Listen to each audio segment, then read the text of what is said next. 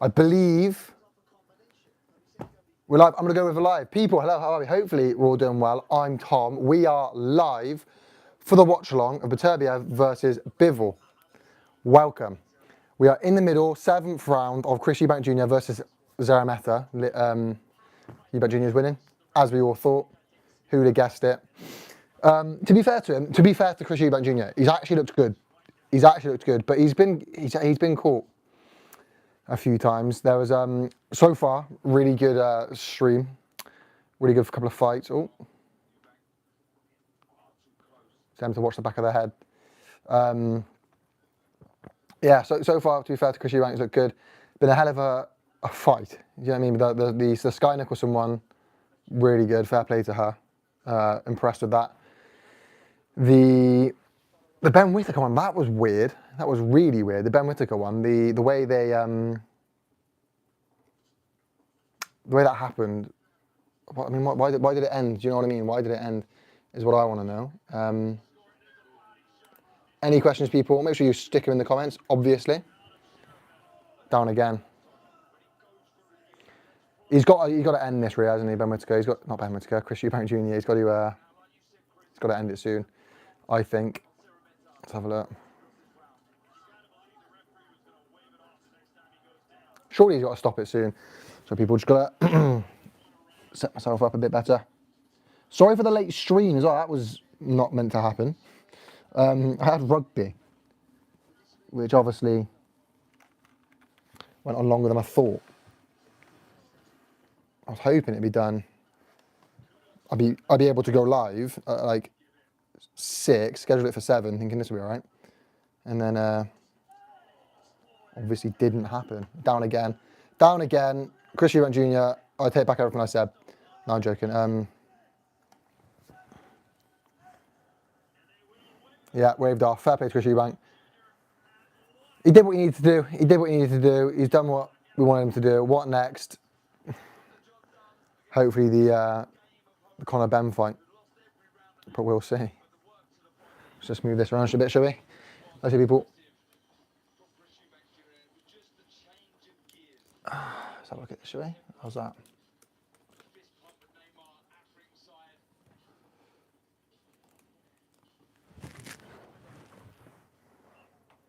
Let's have a look. He did what he needed to. He'll go through, he'll get the win. Yeah, who next? Who would you like to see him fight next is a real question. I think Whitaker. I think Whitaker actually could be a good fight. I think Canelo, Whitaker, or Alvarez. Canelo, Whitaker, or Ben, that's what I'm trying to say.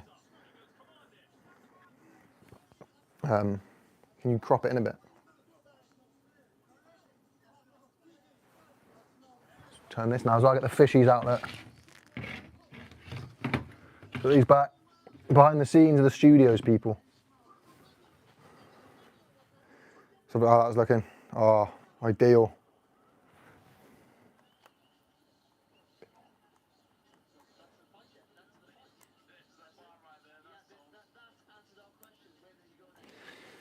Next, is probably the fight other than the main event, I'm most looking forward to is that rematch between Fraser Clark versus Fabio Wardley.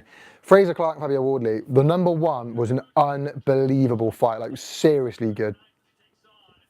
No, can you cup it a bit more? Can you have some tablets, please? Sorry, people. Fraser Clark versus Fabio Wardley 2. How do you think that's going to go? Fraser Clark came in, what was it, 30 pounds heavier than Fabio Wardley. That's not nothing. That's a lot of weight. I mean, I know it's the heavyweight division, so you get it a lot, but that's a lot of weight to give up. That's a serious amount of weight to come in lighter. I almost wonder how much impact is that actually going to have on the fight?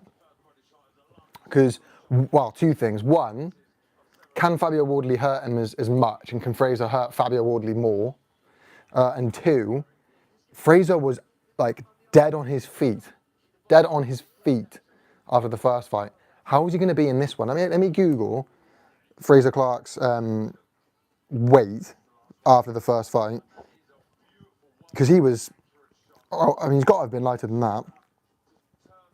Let's have a look. Fraser Clark, surely he was lighter than that. Do you know what I mean? I mean, the first one he weighed in at, yeah, 266 pounds. Do you know what I mean? And now he's weighed in at 271, 274, in the 270s, and you're thinking, why have you put on weight? If I'm Fraser, I'm going for the, oh, kicking off with Conor Ben here. If I'm Fraser Clark, I'm going to outbox him. I'm losing away. I'm cutting down a bit. He had a knockdown, and he had a point deduction. I still think he won. I still think he won that fight. So you look at it, go, hang on a second. If you won that fight with a knockdown, with a point deduction, lose a bit of weight, fix your conditioning, go in there and just outbox him again. So to me, that tells me that maybe he's even worried about the power of Fabio Wardley. Do you know what I mean? Is that fair to say? I feel like that. I don't know why else you try and almost like put on size. Do you know what I don't know. It feels like the wrong tactic to me. I'm still going to go for a Fraser Clark. My prediction was a Fraser Clark win. Let's make it official then. 150 of round 7.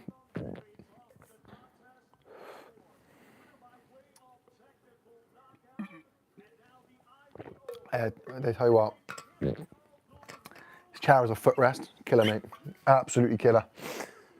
But no, yeah, I just think, I don't know. I don't know what his game plan is to go in there, put on some size, put on some weight, and yeah, what are you planning? Do you know what I mean? What's Home Slice think he's getting up to?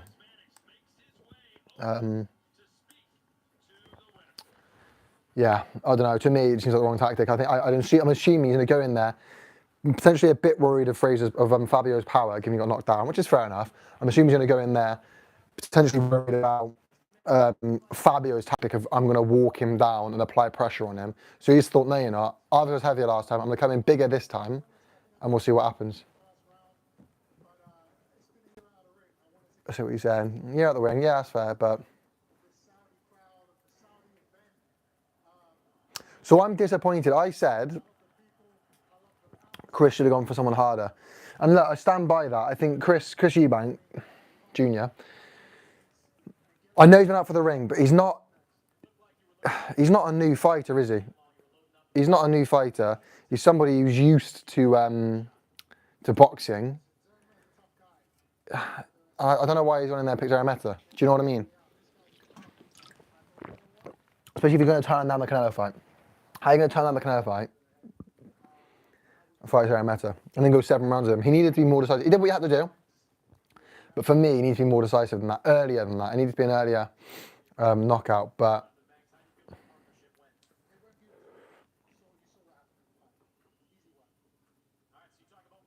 let's have a look what's next. He's asking the question.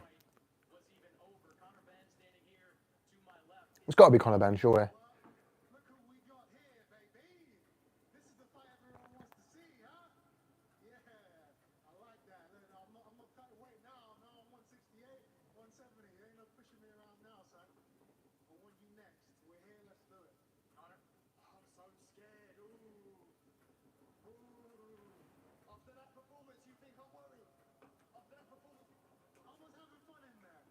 This is entertaining. This is it. This is what we want to see. We want to see entertaining in boxing, you know what I mean? What's Neymar doing there?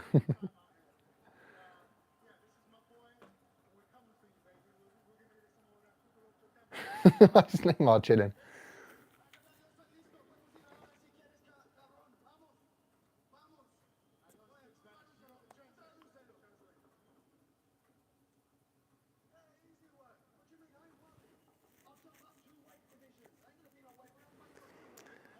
If Conor Ben jumps up 2 weights, he loses. Conor Ben's not all that. This is the thing. This is the fight of. They should label it living off your dad's legacy. That's what this is. Conor Ben living off of Nigel Benn. Chris Eubank Jr. living off of Chris Eubank. They were 2 killers. They were 2 beasts. They were 2 like. I'm hesitant to say legends of the game, but they were 2 like proper dogs. This is not that. This is Chris Eubank, somebody who's been at the top for a while, but never quite made it there, never quite passed the tests, never passed the ASIS test kind of thing. Conor Benn the same, somebody who's looked poor in recent performances, but yeah, I don't know. I don't understand why this was so high on the card. It's Sarah Meta, who nobody knows. It's Chris Eubank, who talks a good game, but is fighting a nobody. Do you know what I mean? I don't know. Maybe I'm being harsh, but I don't love it. Do you know what I mean? I wanted to see Chris Eubank go in there and absolutely flatline the guy. For me, that would have proved me wrong. It would have set up the Canelo fight. It also would have warranted, if you go in there, you reject Canelo Alvarez, you go in there, absolutely flatline the guy. Fair play, mate. Do you know what I mean? Like, I tip my hat to you, whatever. He's not done that. Not done that in the first round, to be fair to him, but he's not done that. He's gone in there against, Conor Benn the same. Doesn't look too fantastic. I just wonder how much is this actually going to set up what's next. Do you know what I mean? I don't know. Bit disappointed. Not disappointed, I think that's potentially the wrong word, but I wanted more.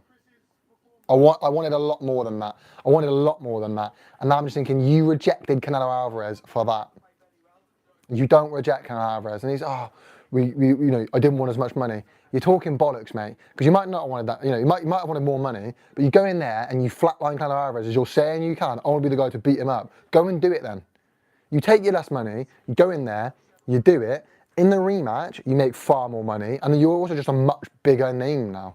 That's why I respect Opetaia. Opetaia said that Crispin Smith wouldn't accept the fight, so Opetaia actually offered Crispin Smith some of his purse. He was like, look, just take some of my purse then. Let's just get it on. And he still wouldn't do it. That's what you do. You use big fights. The money comes later. You should be boxing for the fights. You don't walk in there and reject Canelo Alvarez because you wanted more money. And then go and fight this guy. Go 7 rounds of him. I don't know, look, he did what he's supposed to do. Did what he needed to do. But I wanted to see more. And this is what I mean. I don't rate the guy. I really don't rate the guy. I think he's a bit of a hype job. He lives massive of his father's legacy. I think that's a bit embarrassing as well, the way his dad, his whole career has just been kind of there. Like, you haven't seen it that with Nigel Benn and Conor Benn. I don't know. Do I want to see Conor Benn versus Chris Eubank Jr.? Not really, is the honest answer to that. No, I absolutely don't. Do I want to see Chris Eubank Jr. versus Canelo? No, I don't. What I want to see is Canelo get off his stop ducking Benavidez and fight Benavidez, and Chris Eubank Jr. I mean, who would I want to see him with next? I guess Conor Benn, because it's been in the build-up for years. It's finally put an end to the story. But I think for me, done with the Canelo fight. Canelo needs to fight Benavidez, which he won't. And you can sit there and go, like this guy, I was having a chat with a guy in my comments the other week about calling him Bumavidez. Have you seen who Benavidez has been fighting? And have you seen the performances he's been putting in?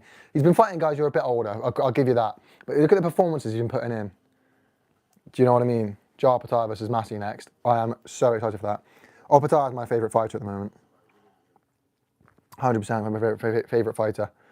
Let's have a look at Bumavidez's record. And that's it. His recent fight, who did he fight? I can't remember. He did good. I think that's it.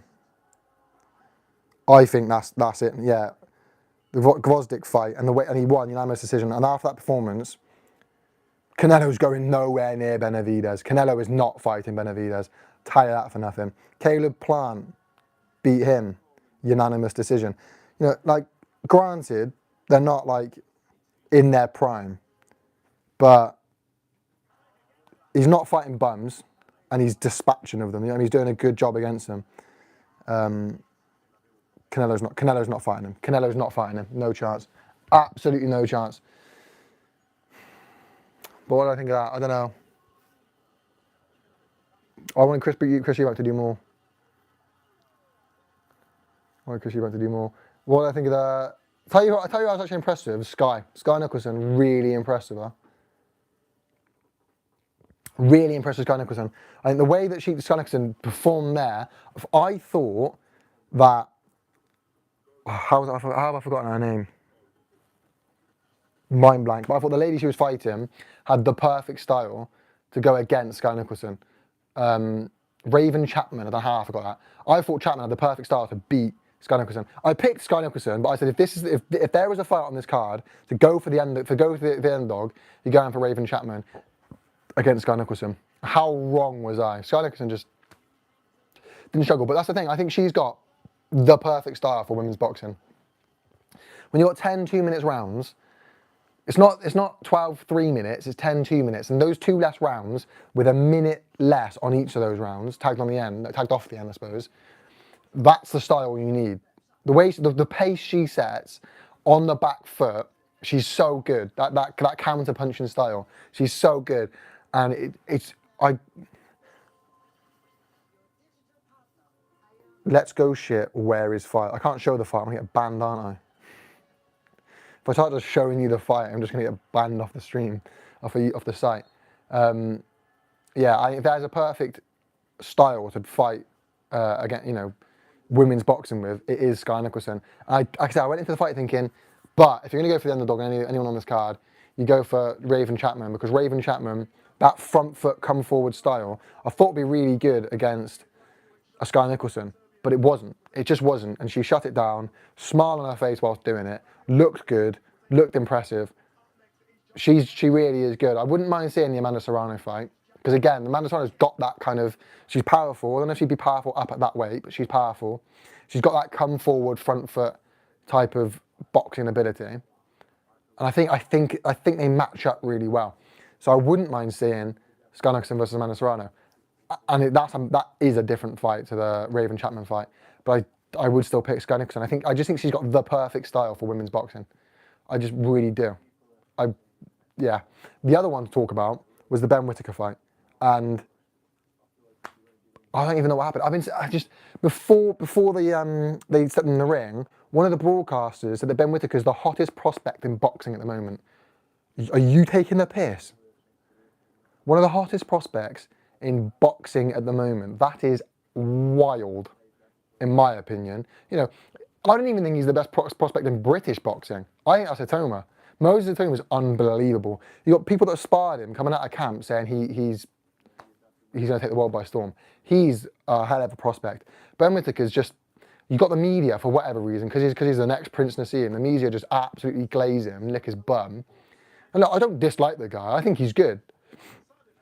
I think he'll get to world level. I do. But everyone's saying he's like the hottest. I was like, what are you talking about? He's had 8 fights against nobodies. He stepped up once. The fight before last, stepped up, looked pretty bad. Then the fight after that didn't look like a world beater. And then this fight, and everyone's like, oh, he's just had an off night. I don't think he has had an off night. I think he's just overrated. I think he's just overhyped. I think he's a good boxer. I think he'll get to world level. I don't think he's good as people saying that he's just the next big thing. What are we talking about, mate? He's had 8 fights against journeymen. Apart from one guy where he stepped up and didn't look great. And now I'm thinking, look, I'm not going to sit here and say he rolled out the ring and faked it so that he could get a way out. I don't think he'd do that. But momentum was turning, momentum was shifting, and everyone's always had an off night. I don't think he has. Because if you look at the fight before last, he didn't showboat as much. Because when he struggles, he goes back to boxing basics, as you should. And now they're going, oh, yeah, he just didn't look like himself, wasn't showboating. No, he was just struggling. And this is what I've been saying for a long time. Let's just relax on Ben Whitaker. I think he's good. I think he's great. But my spiel on him has always been, if you're going to showboat, you better do it at the top level. And he's clearly shown he can't do that. So this isn't a Ben Whitaker off night. This is Ben Whitaker, let's calm down. Let's stop the hype. We've seen him, and clearly he's not what everyone thought he would be. I thought that from the get-go. And calling him the hottest prospect in boxing at the moment is crazy talk. That is wild. And we've just proved it. We've just proved it. And now we're looking at Jai Opetaia. And this is the reverse for some reason. Jai Opetaia, for whatever reason, is called, people said, after the Beterbiev Breedis fight. So looking at the tail of the tape. After the Breedis fight, yeah, Massey's heavier. It was always going to be heavier, wouldn't he? He was then after the Breedis fight. It exposed the weaknesses in Jai Opetaia's game. Marius Breedis is the second best cruiserweight on the planet. Make no mistake, Marius Breeders is the second best cruiserweight on the planet. He beats all the rest. And if he doesn't, he gives him a fucking good go. Very good go. He's the second best cruiserweight on the planet. And then, oh, but it exposed weaknesses. No, it didn't. Probably had the wrong game plan. Was probably still fighting some of those skeletons in the closet from their first fight. Still beat him twice. Jai Opetaia is good. He's my favourite fighter in boxing at the moment. And that's not going to change. You know what I mean? He's going to go in there tonight. He's going to do a job on him. And I'm looking forward to seeing it, to be honest with you. I'm looking forward to seeing it. But, yeah, let's stop the hype train on Ben Whitaker. Let's pick the hype train back up on Jai Opetaia, because he is that guy. And I like his drive. I like his want. I like the way he wants to fight everyone. He was annoyed because he couldn't pick up the belts one by one. That's mental. Why are you annoyed? Mate, do you know what I mean? And now he's fighting Jack Massey. How do I think this fight will go? My prediction was Jai Opetaia on points. I want to say Jai Opetaia goes in there and knocks him out, but if you can take some heavy blows off of a heavyweight, like Joseph Parker, where Joseph Parker came in 30 pounds heavier, you're going to struggle to get the job done against a... Jai's going to struggle to get him out of there, is what I'm trying to say. Just looking at the ring walk. I mean, if he does it, fair play to him. I think this also is that step up in opposition, because other than Breeders, he's not fought anyone of serious note. And I think this is that step up he needed. I think this is the step up Jai Opetaia's needed, where we are going to look at him now and go, do you know what? Fair play to him. He is good. I think this is what we needed. Yeah, so his last fight, he's lost to Joseph Parker, obviously. Beat, I'm not going to pronounce that name. Beat Steve, and then beat Isaac Chamberlain. That's what I'm saying. He beat Isaac Chamberlain. Like, Jack Massey's a good guy, and I watched before everyone saying I was going to walk through him, beat him, this, that, and the other. Which, look, I think he will, but I do think we should put some more respect on Jack Massey's name. Jack Massey's a good guy. He's a good fighter. He's serious stuff. Let's see how it goes. I don't think this is an awful matchup. I think this is a good matchup, and I like the fact he's fighting British fighters. He was always going to fight British fighters because obviously he's promoted by Eddie Hearn, so he was always going to fight British fighters, wasn't he? And I think he needed that. There he comes. He was always going to fight British fighters, which he needed to do because job was only 76%, 76-24. Wow, I thought it'd be more than that. And this is what I mean. Not hate. It's not hate at all, but this like new idea that Jai Opetaia is now overhyped. To me, it's crazy because Breeders is still so good, and he beat him, and he didn't look out of his depth at all. Like Jai won that. There was no debate about it. I'm really looking forward to this fight. He's honestly one of my favorite fighters. Southpaw. You know, he is a boxer. People think he's some sort of puncher. He's not. He's a boxer. He is a boxer. Look at his kind of amateur career and his youth results, I suppose. He's a boxer. He just can also whack. I'm looking forward to this a lot. Yeah. Oh, voice crack. Yeah, and he was always going to he was always going to keep fighting British fighters because bottom line is he's promoted by Matchroom and they're a British company. Do you know what it is? I'm gutted. I went to go watch AJ Dubois live. I really thought I bought tickets. He'd be on the card. He just wasn't. Gutted, but I want to see him live at some point. Obviously, this one here for the IBF. And the other thing is, I think Jack Massey's going to come and really try and win. Like, really try and win. I don't think Jordan Thompson really went for it. Zorro, you know what I mean? Whereas I think Massey's going to like really kind of go for this. Got a steaming headache, played some rugby. We lost. Ideal. Fucking scored though, mate. Scored though.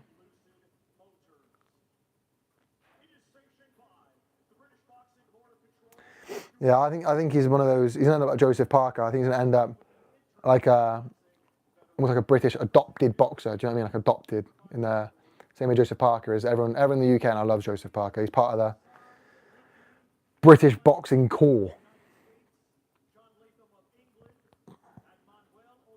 So this is going to be what, a 12 round IBF. Oh, Steve Gray. He judged one earlier.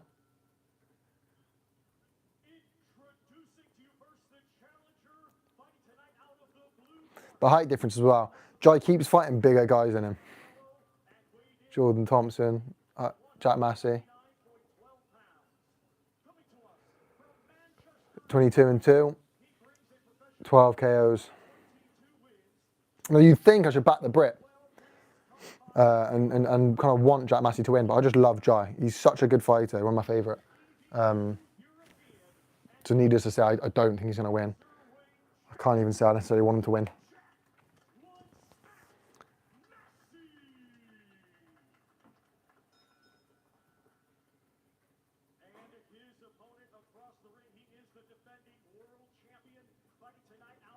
I might try and get tickets to Fury Usyk too.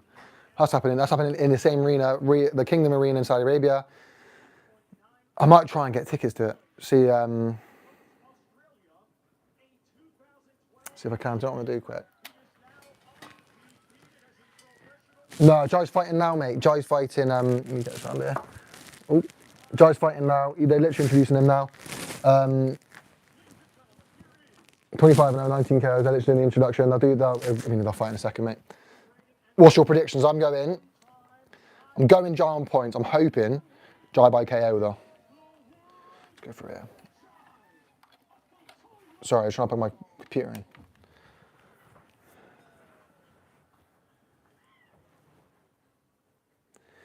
Ref's giving him the talk. I'm excited for this fight. I'm really excited for this fight. Jai's just a killer, man. The way he talks and conducts himself, and you ask him questions about the other boxers, the other cruiserweights. You'll say to him, "What do you think about Crispin Smith?" He goes, "Oh, this is all talk, man. Fuck off." And he actually gets pissed off about it. Unfortunately, not, mate. I can't. I'll get banned on YouTube if I stream it. So, unfortunately, not. But there'll be, if you want to stream it, there'll be plenty of streams online. So there's online, the illegal ones.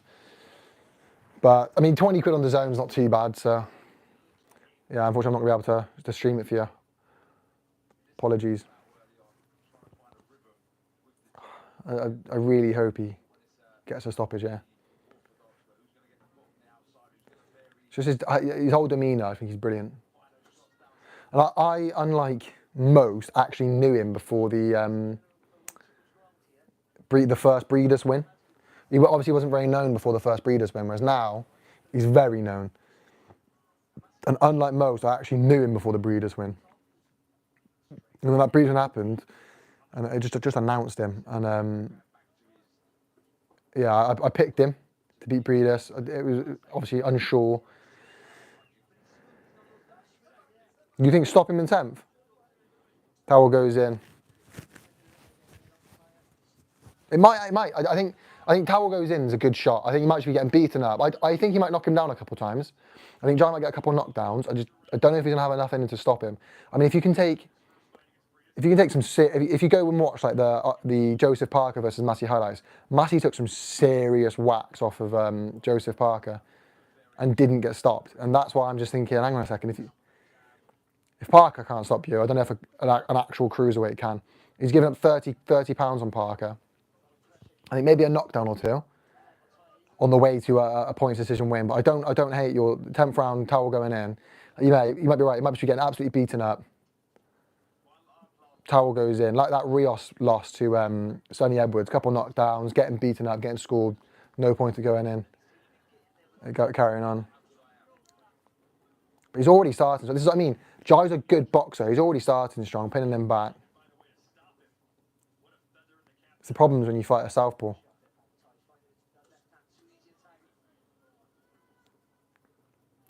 Couple of combinations. And this is it. He's used to fighting bigger fighters. He's fought Jordan Thompson. Yeah, I agree. I think Jai is more explosive than Parker. I do agree. I think for me it's just the weight. Massey's heavier than Opetaia, whereas Parker was 30 pounds heavier than Massey. So if the guy's 30 pounds heavier, and obviously I know weight's not everything, but weight is a lot. Do you know what I mean? And if the guy who's 30 pounds heavier than you couldn't stop you, I don't know if the guy who's a little bit lighter will be able to. It's like it's the same as if Beterbiev goes up to cruiserweight. I don't know if he'll still knock people out, but I don't know if I have as much pop because he's not a natural cruiserweight. And that's the thing. Jai's, I think he's more explosive. I think he's got more pop, more power. I think you're right. I just think that first round, easily Jai. Yeah, I just don't know if even with that extra pop, does it equate to, you know what I mean? Yeah, first round, Jai Opetaia, it's going to be this all night, isn't it? I think what most people are interested to see, myself included, is after the 6th, because Jai does have a flawed gas tank, and I think that probably is partly to do with his pop, his power, is sort of zipping his punches. So I'll be interested to see after the 6th, is Massey going to then turn it up a bit, switch it on and try and get him out of there? And if he does, how's that going to go? I'll be interested, but yeah, first round, Opetaia, not even that close. He's just so good. Like, there's just so many, like, cruiserweight. For me, the gap between Bivol and Beterbiev and the rest of the light heavies is the same as the gap between Jai and the rest of the cruisers. The difference is there's only one. There's Jai Opetaia and that's it. Whereas at the top of the light heavies, you've got Bivol and Beterbiev. Which makes this fight interesting. Bang. It's just, like you said, every punch is explosive from Jai. Oh. I hope I didn't pick up on the camera. Couple of feints from Jai. He's just doing it again. He's just walking him down.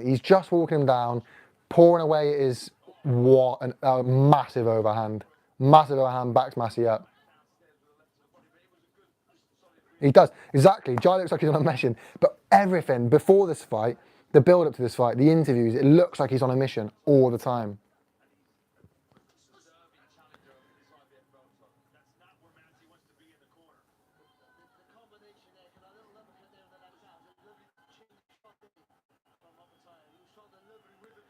I've been reliably informed and my net clicks got picked up and I apologise for that.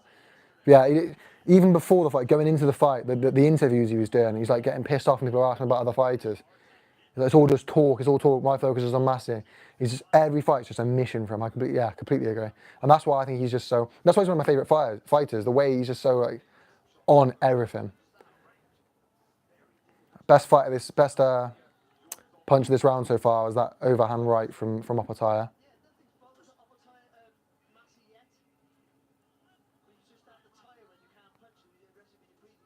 So Fraser Clark fight after this, Wardley Clark, and then you've got the main event, which is interesting. Yeah, second round now, into the second round.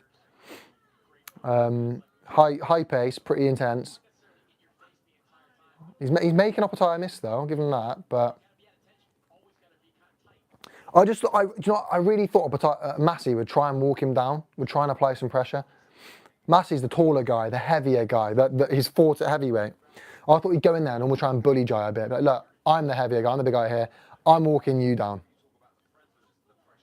But he's not, he's just letting a couple of straight lefts down the pipe at the moment. Uppercut just misses. And it's like, this is what I mean. I thought Massey was going to go in there and try and walk Jai down. I thought it would have been a bad idea because I thought Opetaia would have caught him. But it's just not happened at the moment. Opetaia's walking Massey down, which is surprising given, again, shorter, lighter. We've seen Massey at heavyweight. Short left catches Massey there. He's brushing him off. Opetaia's caught Massey with some good shots here. Massey's brushing him off.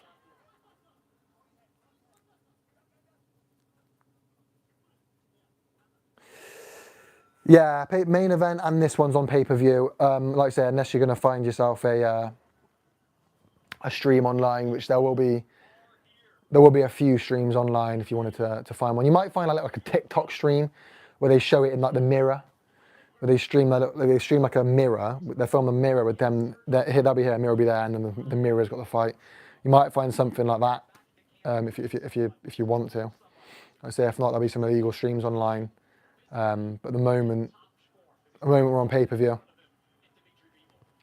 So second round, Opetaia's round again. I'm really surprised Massey's letting Opetaia walk him down. And then He's trying to be the aggressor on the back foot, and it's not working. Massey's walking back, letting Opetaia walk him down, and then trying to tee off on Opetaia, and Opetaia's just catching him with the counters. It's not going well, and I think you'll be right. This, if it carries on, I think Opetaia is likely to stop Massey.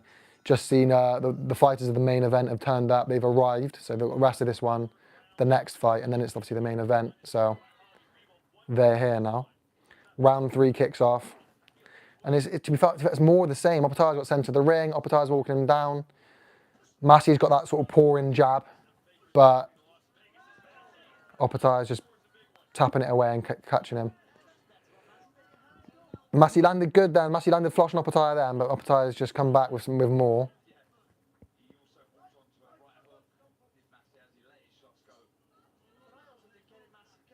I don't know what Massey's sort of game plan is here though.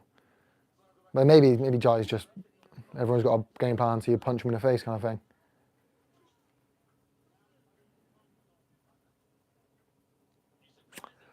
Those big, not long. If Jai keeps these big shots going, I think Massey's going to go down. The question is, one, can Opetaia keep the big shots? Because obviously his gas tank's been in question before. And I think two, will it actually stop him? I think he'll get knocked down maybe once or twice, but is it going to be enough to stop him? I think Jai should do more body work. I think Jai should do more body work. Take the wind out the sails and then get him out of there. Take the wind out the sails and then you work their head. Opetaia's got Massey in the corner. He's making it messy for him, but it's not. He's not struggling. You know what I mean? Opetaia's just not struggling here.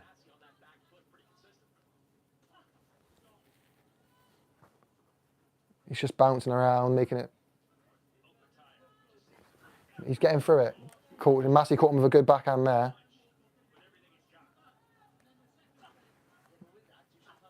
Minute left of the round. Opetaia's again. Massey's just kind of trying to catch him and then tying him up, and it's not working too well. I'm using a wireless mic at the moment, people, so if it does die, let me know and I'll switch it. But I mean, hopefully it goes all right. It might die soon if it does, because it's supposed to have 40 minutes of battery life.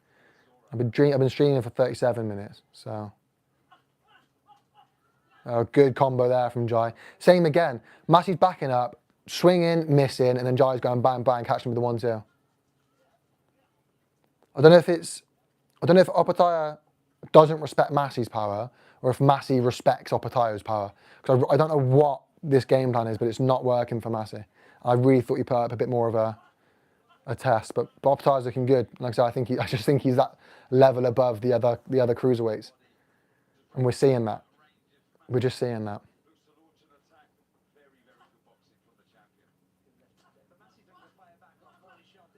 It's just good. It's just. Do you know what it is? It's really good boxing from Opetaia. It's really good boxing from Opetaia. Yeah. I mean, I don't know if you've seen this sort of dominance over the cruiserweight division since Usyk. And I think people started to realise when the fight got closer, people started to realise actually, Massey does present a bit of a threat. You know what I mean? Massey presents a bit of a threat here, and we're not seeing it. Even I thought we'd see a bit more than this. I thought going into this fight, my prediction kind of was Massey's going to go in there, take centre stage of the ring, and Opetaia will go back to his boxing fundamentals. Because he is a good boxer, and we're seeing it now, but we also saw it, again, look at his pedigree as an amateur, look at his youth Olympics, look at his showing, he's been to the Olympics at 17. He's a good boxer, that's what he is first and foremost. I thought we'd see him go back to that. But Massey's just not providing anything. He's just standing there. He's throwing, he's not doing literally nothing. He is throwing, but it's not enough. You know what I mean? Jai's just catching him. So we're into the, fourth now. 3-0 to Opetaia, not even competitive really. Massey's catching him, but he's not hurting him. Well, that was a good one. Straight right hand, straight down the pipe. That was good from Massey. Good start from Massey so far. Opetaia's moving now. Oh, Massey's nose is busted up. It's the movement. It's the movement from Opetaia. I think that's why he almost gasses himself out, because he's just so bouncy on his feet. Left hand from Opetaia. Yeah, he's not trying to push Opetaia back. He got him with a good right hand straight on the pipe early. Didn't do anything. Got him with a good right hand then straight on the pipe, and then just tied him up. You got to do more than that. You got to capitalise on this. Is what we didn't see. What we didn't see Whitaker do, or we didn't see Liam Cameron do against Whitaker. You're catching him and you're not doing anything about it. You're going in as the underdog. You're fighting, you know, one of the best here. When you have those moments of success, don't take your own momentum away. Don't tie it up and take your own momentum away.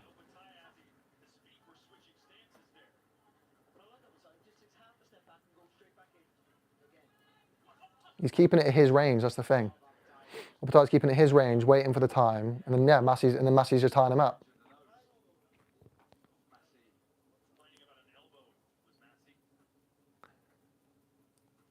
Yeah, just back to it.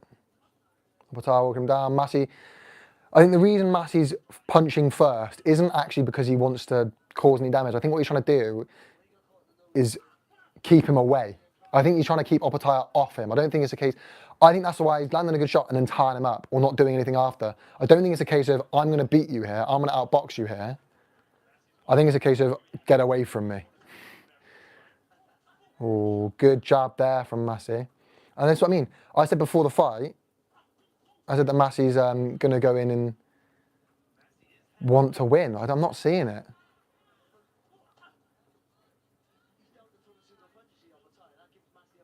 Yeah, I think that's it. I think Jack looks a bit scared of Jai's power.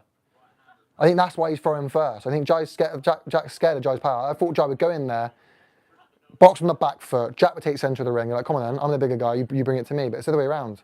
And I think he's throwing it first. I think he's throwing shots first, just trying to keep Jai off him, and then just tying up. I think you might have done me here. I think you might be right. I think this might be a stoppage. His face is red raw. His nose is bust up. It's not going well.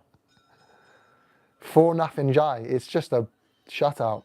This is what I'm saying. I think I can't even blame Jai. The champions won't fight him, so he's fighting the next best he can. All you can do is beat what's in front of you. Jai's just that level above. I think you're bang on. I think Massey's scared of Jai's power. Jai's just scoring him in there. And fair play to him. He's looking good doing it.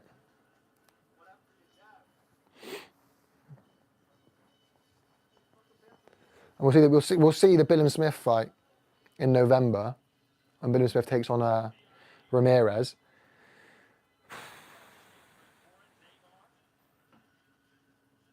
Yeah, I think you're right. I think I don't tend to pay much attention to pre-fight interviews and like face-offs and stuff. I think there's more hype put into those things than perhaps are true. But I think you could be right. I think maybe I didn't pay enough attention into it. And Massey's attitude, you're bang on. Massey's attitude was that actually Jai means business, and he knows that. Yeah, I think you're right. I don't tend to put much attention onto them. Like, how much can you really tell from what someone says? And that, you know, I would have thought of those pre-fight interviews that AJ was scared of Ngannou. The way he was putting so much respect on him, wouldn't say he was going to knock him out, was saying he's a good fighter, and he was even saying, "Oh, if this wasn't boxing, he'd knock me out." And why are you saying that? You're about to fight this guy, and you're sitting there saying, "Oh, if this wasn't boxing, Ngannou would knock me out." Do you know what I mean? Then he goes in there and knocks him out in 2 rounds. So I don't tend to put too much kind of weight behind them, but you can tell Opetaia means business. Couple of good combo there. Opetaia's thrown 112 punches to Massey's 74, and he's landed 48 to Massey's 24. That's a 42% land percentage versus 32 in Jai's favour. That's all you need to really know. The dominance is massively in the swing of Jai. Massey's face is getting brutal here. I think, Towel could come in, maybe even before 10. Round 5, Opetaia's just 10 off of him. You're actually seeing Massey deplete Opetaia's work rate is going up. Opetaia's output's increasing. Massey's is decreasing. Massey's just literally walking around the ropes here. Massey's walking. I want to see. Yeah, I think I'd like to see Opetaia actually up the tempo a bit more. Massey's just sliding across the ropes here, and Opetaia's just teeing off on him. Big right lands, hurts Massey there. Big right, Opetaia hurts Massey. Back against the ropes, in the corner. And he's not getting drawn in. You can see Massey's hurt. You can see Massey's tired, and he's not getting drawn in. And this is it. This is why I do compare him to Usyk. Opetaia, you can say Opetaia's gassed, and he's not Usyk. I'm not saying he's Usyk. But Opetaia's work rate's so high. He drags you through it. And Massey's at his depth here.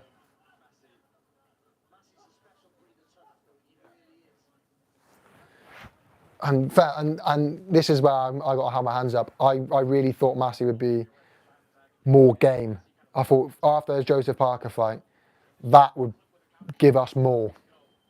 But it's just, he's just not. 10 seconds left, 10-second clicker.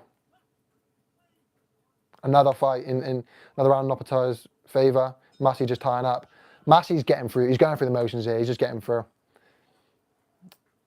I'd like to see Massey try and close the show here. Or Opetaia rather. Can you get a chair for that, just so I can see the screen? And just make sure there's no 10% warnings or anything. Yeah, Opetaia's looking good. I like it. He's just so good, and he just means business. He just means business.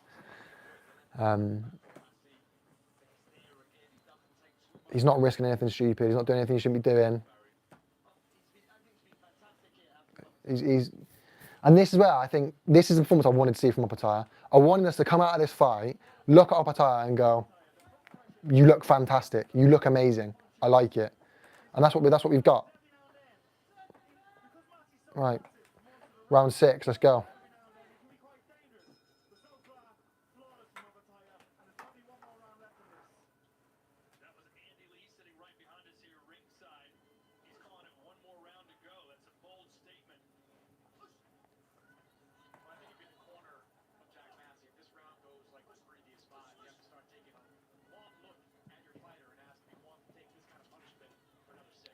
I'll just move the ring light, so if you think I should move it back because you can't quite see me, or the lighting's a bit worse, let me know.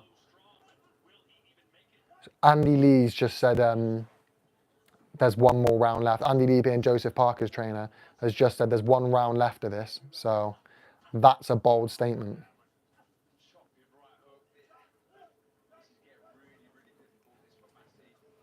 Yeah, this is. I think. Do you know what? Round 10 towel is probably going to be the perfect statement. This is Massey's not got much left. He can't keep the pace up. He can't take the punches. He can't take the power. He's getting battered and bruised in there.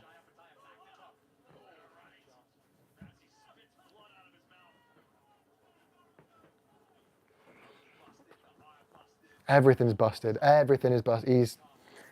Right, so now his eye is bleeding. His nose bridge is bleeding, and his actual nose is bleeding. His cheeks are red raw. His eyes are swelling.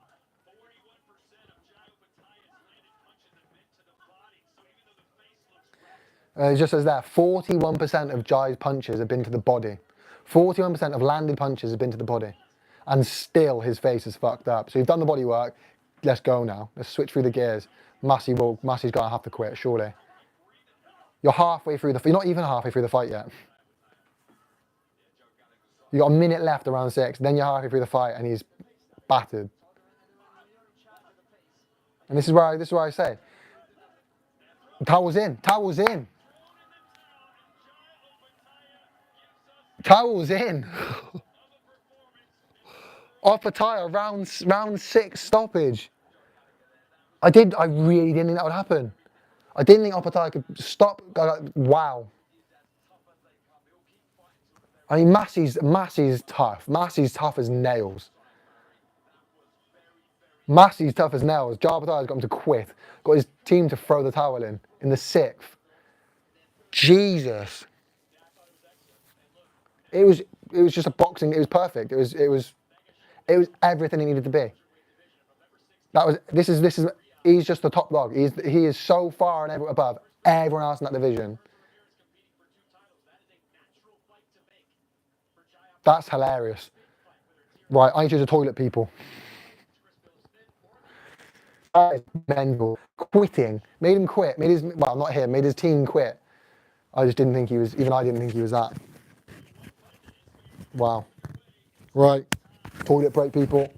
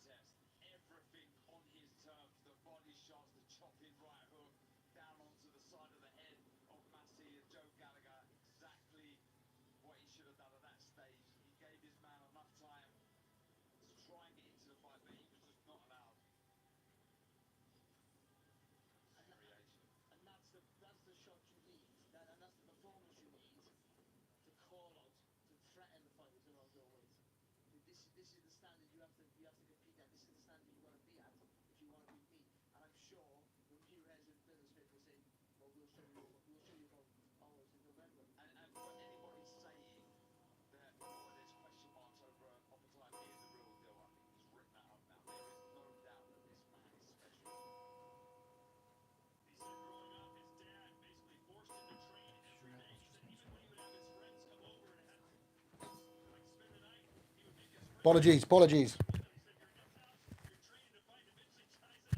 Feed this back up. What have I missed?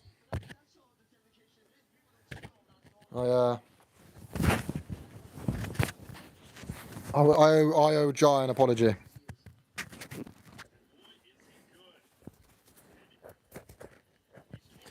But I think most people that were saying that Jai showed cracks against Breeders don't know what you're talking about, pal. Oh, pivot this a little bit.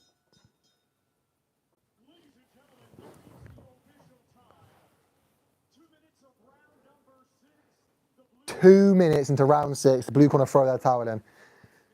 I just didn't think he quit. I didn't think he had quit in him. My head's hurting. I've got a headache. Get some water down me. Let's see him back out. Do you know what? I think Jai can be back out in December. I think Jai can fight on the Usyk Fury undercard.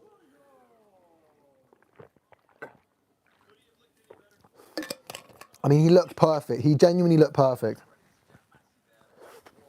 Credit to Massey, but credit to Opetaia. He looked perfect. Who won? Jai Opetaia stopped Jack Massey in the 6th round. Explain that to me. Massey goes the distance against Joseph Parker, who had 30 pounds on him in the heavyweight division. Jai Opetaia stops him in 6. You're sitting there telling me Opetaia showed weakness. No idea what you're talking about. Next, the big one. Let's have a look. It was flawless, not near.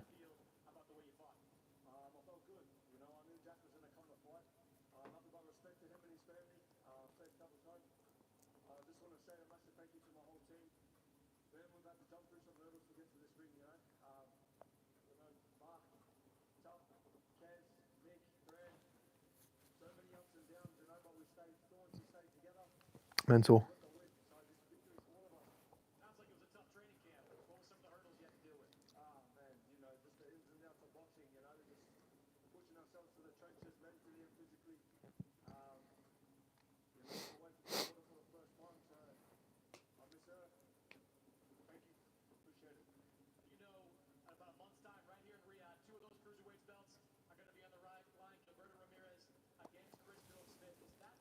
Asking about Ramirez versus Bill Smith at the moment.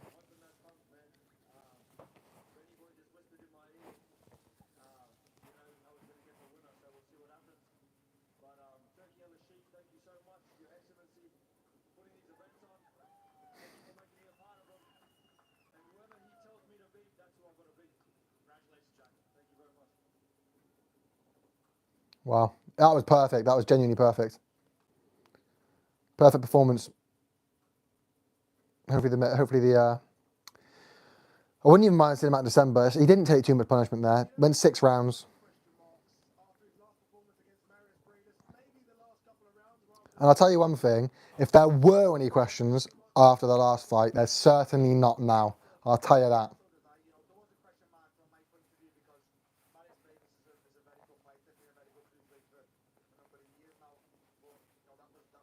Next, Fraser Clark, Fabio Wardley in heavyweight division. Number 2. Really looking forward to that. Really looking forward to that. I've been looking forward to that for a very long time. I'm really disappointed that wasn't on the. I'm really disappointed that wasn't on the AJ Dubois undercard. Who is next fight? Next fight is Fraser Clark versus Fabio Wardley 2. Or Fabio Wardley versus Fraser Clark 2. Fraser Clark weighing 270 odd pounds. Fabio Wardley weighing 240 odd. Fraser Clark comes in 30 pounds heavier, which is not nothing. And I'm looking forward to it. That should be a good fight. I'm really disappointed we didn't see it on the AJ versus Dubois undercard. Look, I get it.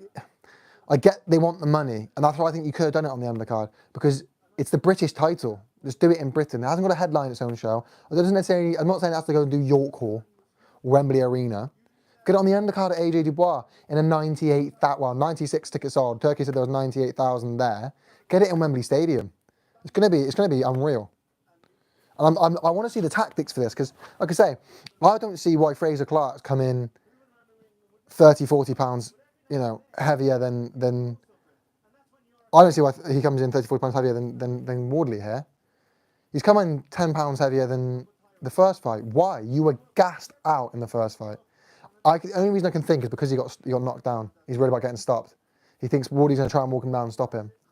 But I don't think you should. I think you should lose weight and try and box more. Prove your boxing skills. You're the one with the amateur pedigree. You're the one that's been to the Olympics with the Olympics bronze medal, which he was kind of gifted, because obviously the opponent was disqualified. But that's neither here nor there.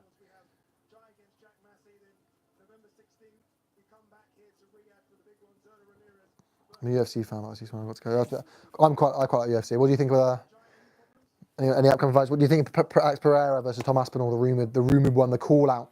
I'm going up to heavyweight. Alex Pereira, Tom Aspinall. What do you think of John Jones and Tom Aspinall? UFC is lighting up at the moment. I'm looking forward to this. I think Wardley is going to come out and try and stop Fraser early. I think he's going to come out, throw the kitchen sink at him, try and get him out there and stop him early. I think Fraser Clark's going to do the opposite. I think he's going to try and weather the storm and then go, right, now I'm going to hit you with mine. Yeah, I don't disagree with that. He's fight anyone but. Do you know what I mean? Anyone. Calling out Tom Aspinall, it's pretty crazy. He's fight anyone but. Although surely you think Aspinall's got to be a harder fight for Pereira. I agree. I think he's running, but I'm also thinking he is running, but he's running to a harder fight. By calling out Tom Aspinall, he's running to a harder fight. But maybe it's because he knows the Aspinall fight's probably not going to happen. You know what I mean? That doesn't make sense. It doesn't make sense for Pereira to go up and fight Aspinall. I mean, obviously he wants the interim title, but yeah, I think he is running. I think that's probably a fair statement. But I think, in my mind, it makes no sense to run to Aspinall unless you don't think that fight's going to happen, which it might not, because Aspinall's waiting for John Jones. But then I don't think Aspinall would duck Pereira. I think he'd probably want to fight Pereira. Yeah, I don't know. I'm looking forward to this one. I went for, and I'm sticking with, Fraser Clark. It was after the first fight. I remember thinking to myself, that was Wardley's only chance. That's Wardley's only chance to win this fight, and he's not done it.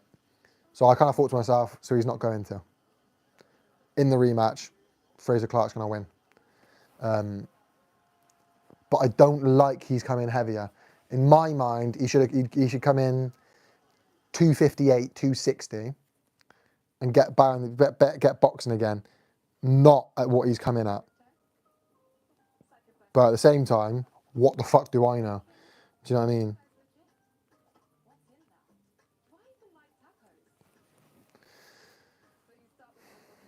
I mean, we'll see next, won't we? But yeah, I'm going Aspinall. I'm going Clark. I'm going Fraser Clark. I'm going points. I'm going points.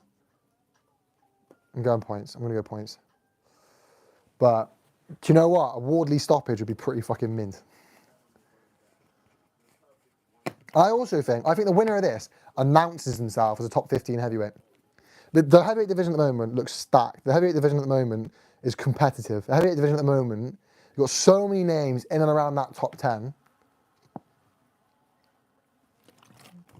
I think you got obviously Usyk's the champ. Then you got, I'm going to say Fury too, but if he loses the rematch, it's Dubois. But I'm going to go Fury too. I'm tempted to say Dubois too. I mean, Fury's last sort of 5 fights, you've got Derek Chisora, a Dillian White who wasn't at his top game and was clearly scared, an Ngannou who took him the distance and was a novice, and then he's lost to Usyk. You're kind of thinking, well, hang on a second, why does he deserve to be number 2 when you've got Daniel Dubois, who's come off the back of a Hrgovic win, a Miller win, and an AJ convincing win. But either way, you've got Usyk, Fury, Dubois, you've got Parker, Kabayel, you've got Bakoli, you've got Zhang, you've got... I mean, Hrgovic probably still makes the top 10.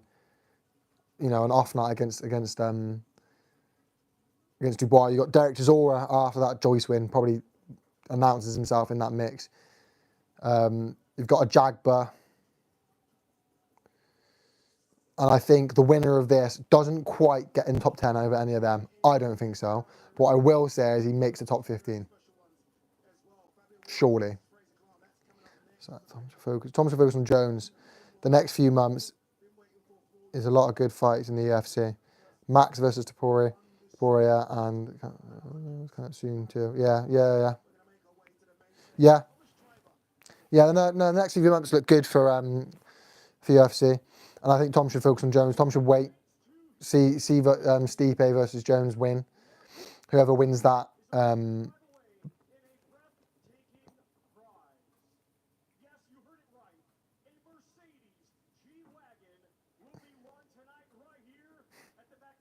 What's going on here? Yeah, I think UFC looks good.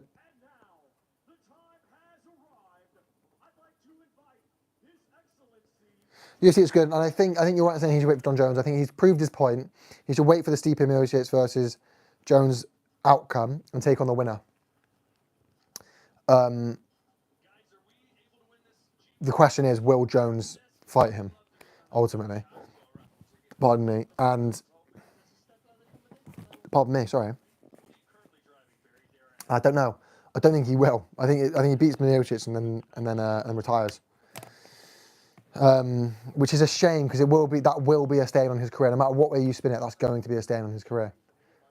And the other side to it is, logically, it makes sense for Aspinall to sit out and wait for Jones after he's proved his point and shown what he can do. But you also got to think about it and go, he didn't. It's not like he was sitting there and got troubled in his last fight. He knocked him out in the first round quite quick. Why not get in there again? Keep active. Active fighter is a dangerous fighter.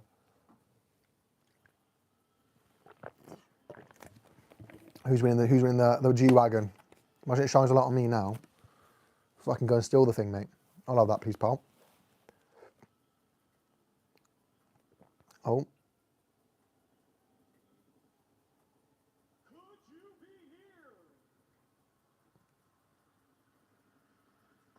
Well, who's winning it then, mate?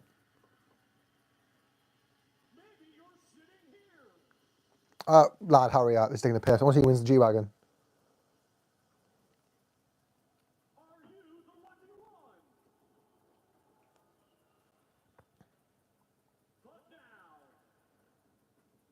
Any point today, mate. Oi!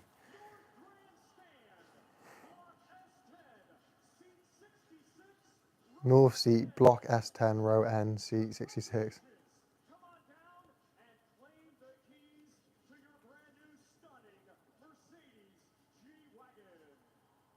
Fair play to her.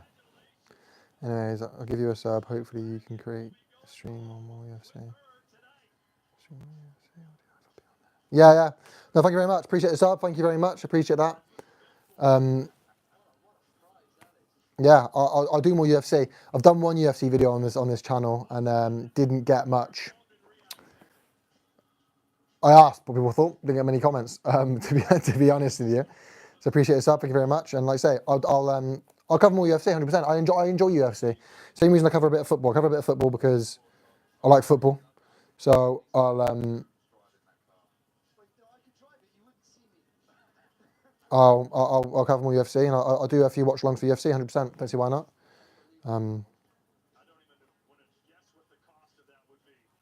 Yeah, thank you very much for the sub. Appreciate that.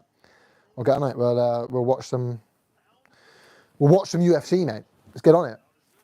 Come down, sit, jump in the stream.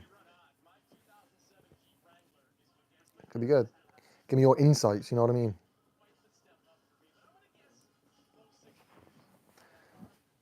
Stream's been paused. I do apologise about that. I'm back though. Bit of crashing, but we're good. Let's is there there's not going to be a performance mid-fight, not before the main event, is there? It's getting late, mate. 9:15.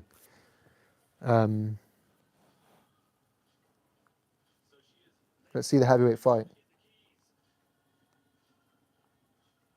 Come on.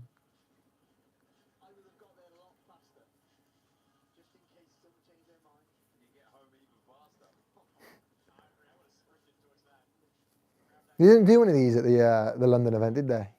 I don't believe they gave anything away in them because they gave Riyadh season LA. They gave away a car, but they didn't give away one at the London event, and I'm a bit gutted because I definitely would have won it.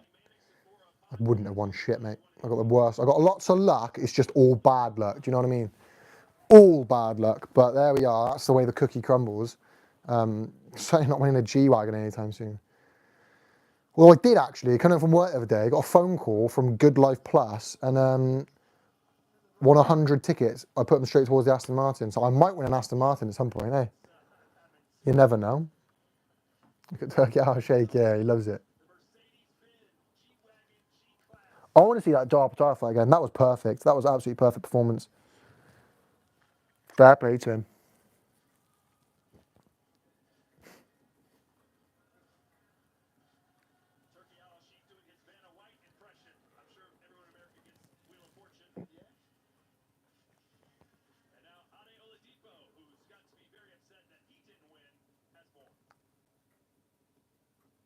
Yeah, good performance. Let's get on with the fights.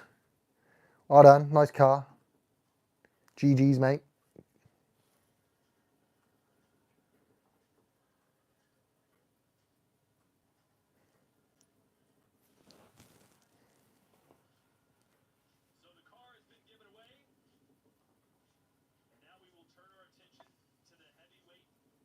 This is it. Let's see the tail of the tape then.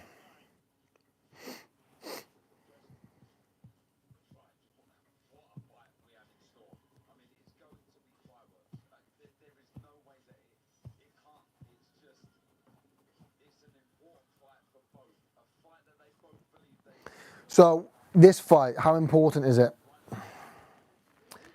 Very. And where does the winner go? Into the top 15, Europeans, a couple of European fights. Do you know what? I don't think they get any big fights next, but I think they get on the cusp of big fights next.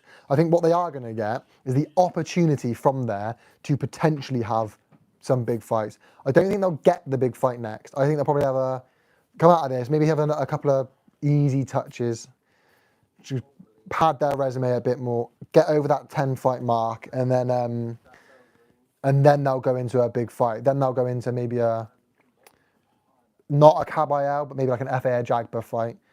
Justice Hassius or Hassus. That him, maybe fight him next. A Zhang, a Wilder. He said he's not retiring, so maybe a Wilder, something like that. Potentially fight him next. I think that's probably where they go. That's probably where they go. That's the route I'd go down anyway. If I were them, and then you wait for the Fury Usyk rematch. You wait for the AJ Dubois rematch because that's clearly happening, probably in February. You wait for the top sort of 5 to iron themselves out. Ajit Kabayel, Joseph Parker, Martin, because them sort of dust each other off and fight each other down, and then you go in and you go for the Dubois or whoever just, you know what I mean, ends up on top of that. But we're going for it. They're going to do their ring walks. They're going to do their announcements. Yeah, I think that's yeah. So we've got age 28, 30, 29, 33, 6'5", 6'6", 78, 79, which that's all pretty close. The weight 241.6, 271.3. Why is he's coming heavier and 30 than his last fight and 30 pounds heavier than Wardley? I don't like that. I don't think that was a wise move. I'm still going to stand by my prediction that he wins, but I don't like that. It doesn't make sense to me. But it's a heavyweight fight. If it's anything like the first, it's going to be unreal. It's going to be amazing, and I see no reason to think it won't be like the first fight. I think the winner of this, a couple of European fights, works their way up the normal way, and then they go into the sort of top 10s and try and knock off in the mix. But truth be told, I don't think either of these two are going to get that. I don't think either of these two are going to make it as the top guy. I like the first fight, and I'm probably going to like this fight, but I don't think any of them, either of these two, are genuine prospects for the top of the division. But then again, I didn't think Dubois was, and look at Dubois now. So what the fuck do I know? But I think you look at who's below them. You look at Johnny Fisher. I think you look at Moses Atuma, and they're the British heavyweight prospects. I don't look at either of these two as the British heavyweight prospects. I think they're both a bit too old, especially Fraser Clark. And I don't think they mix. You know, I mean, look at Dubois. How is Fraser Clark going to be able to take the bout off Daniel Dubois? Daniel Dubois is younger than him, bigger than him, heavier than him. Do you know what I mean? Daniel Dubois is better than him and younger than him. What chance has Fraser Clark got? He's fighting an uphill battle. I mean, he's struggling to get the British heavyweight title, let alone a genuine heavyweight title. And that's a bit of a concern for me. That's why I kind of think, what chance have you got beating a Daniel Dubois who's got 7 years on you, 7 years younger? You know, he's about the same age as AJ. And there's a reason he didn't get into the Olympic team behind AJ. He was, AJ got in ahead of him. Joyce got in ahead of him. There's reasons for that. And it's not because Clark was too good. I'll put it to you that way. And he's a nice guy. Nice guy. Good heavyweight. I think his ceilings, I think both their ceilings are gatekeeper level. I think both their ceilings are, you go there, you fight these two, and if you beat these two, okay, now you can mix it with the top guys. I think that's their ceilings. Now you can mix it with the Dubois, the AJs, for the time being, the U6, you know what I mean? Not that you beat any of them, but I think that's their kind of ceilings, that Carlos Takam sort of level. Not top 10, top 5 level. And that's the worry. But some fight it should be. Some fight I think it will be. And yeah, we'll see how it goes. But Fabio Wardley comes in. Hopefully a bit of a quicker entrance than Fraser Clark, because that was a long entrance. And we can see them actually fighting. That would be, the point of boxing, wouldn't it? That would be great. Let's see how it goes.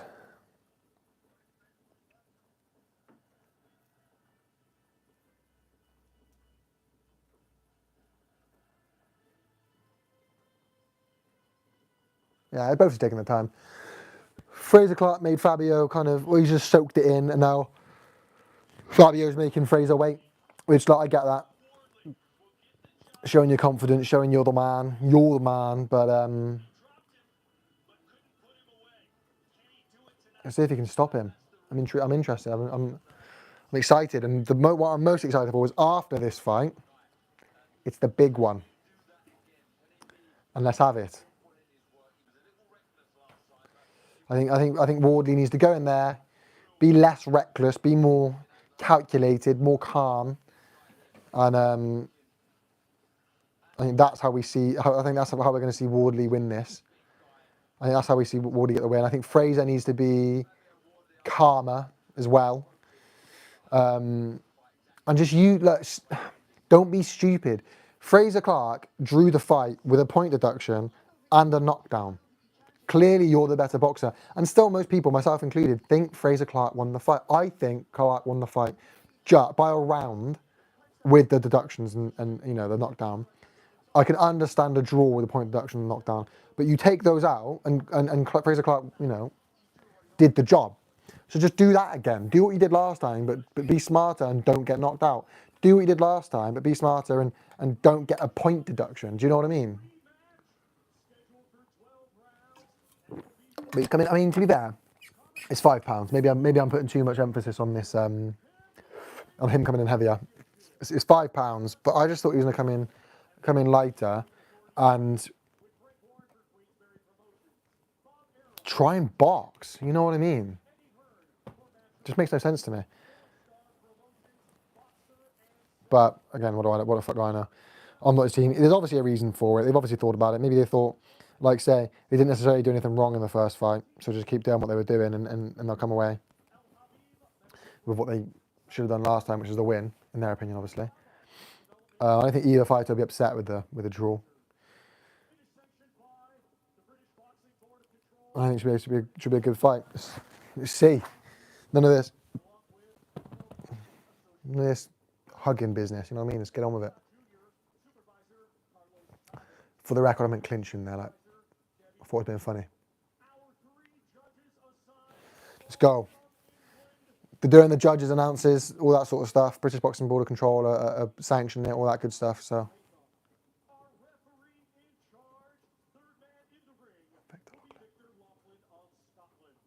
Victor Loughlin in charge. Let's see how it goes.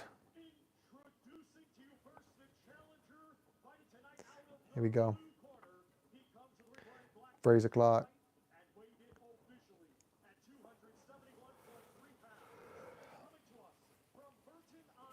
Here it is. Fraser Clark getting announced, doing the big announcement. Then it'll be Fabio Wardley. Then we'll kick off. And hopefully we kick off of round 13. Hopefully we pick up where we left off, which is a brawl. And they were both absolutely dying by the end of the last fight. And I think they're both going to give the same this fight.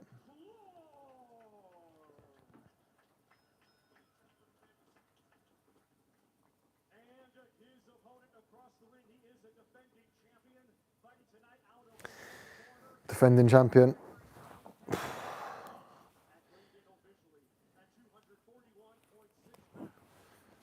I don't know. This really is a 50-50 fight. Hopefully this doesn't disappoint, because I think it would disappoint in two ways. I think it would disappoint in the fact of, if it disappoints, it disappoint because the first fight was so good and then this one would be bad. I think it would disappoint also because this card so far has been unreal. A couple of debutants. Then you had the Skye Nicolson fight was amazing. She really impressed me. I really thought the style that Raven Chapman has is perfect to beat a Skye Nicolson. And it just didn't happen. It wasn't even close. Skye Nicolson looked so comfortable in there. She was so good, made it look easy. Then you had the Ben Whitaker fight. And for me, that was a good fight, because I've always said Ben Whitaker's overrated. Not overrated, but Ben Whitaker's massively overhyped. Massively overhyped. That got proved to be true. Seemingly, we'll see. But that got proved to be true in that fight, by the looks of it. And then you had the Opetaia fight, which was just punch perfect. And now we have the heavyweights, and I'm feeling a bit excited for this. Here we go. Fraser Clark, Fabio Wardley. Fraser looks, I think that's why he's coming heavier, you know. He's worried about his power. Every feint Fraser's biting on. He's backing up. Every feint he's biting on, backing up. He looks worried, tentative. Let's see. I think this should be a battle of the jabs. Who finds the range? Who finds their power? That front hand, that lead hand boxing. They've had there shouldn't be really a feeling out process. They've done 12 rounds together. There shouldn't be a feeling out process. This should be just straight into it. But Fraser looks tentative. I think that's why he's coming heavier. Oh, but then so does Wardley. I think there's a lot of respect here, a bit of fear almost. And they're saving himself. After the last 12-round war, they're saving himself a bit. Yeah, swing and a miss. Power punches from Wardley. Good jab by Fraser Clark. Wow. Clark's got the centre of the ring. Clark's got the centre of the ring. He's pushing Wardley back. But it's been back and forth. And we are halfway through round one. And they're just both a bit tentative. Good backhand from Wardley. Fraser Clark swallows it. No issues. No issues. Good. Yeah. I think we're going to see a repeat of the first. What we're going to see is Fraser Clark have the better boxing fundamentals. Fabio Wardley's going to go in there, gun her, showing that dog in him, and just not give up. Zero quit. Already, Clark's hurt. Wardley catches Clark and hurts him. Teeing off, working the body. Oh, uppercut by Fraser lands clean on Wardley.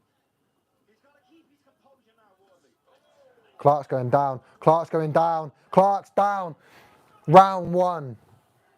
Clark's hurt. Clark's done. Clark's done. Done. Oh my God.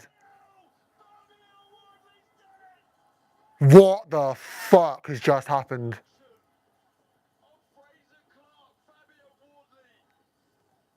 Clark's face.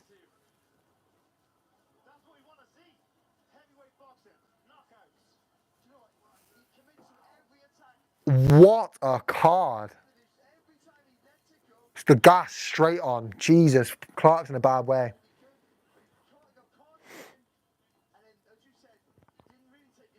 That's actually quite worrying. His face, he was not getting up. The ref saw his face and waved it straight off. Gas is on him. Holy fuck.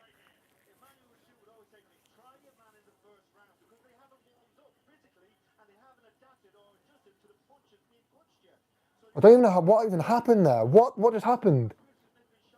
Clark looked good. Fraser looked fine. Fraser looked alright. He just got caught.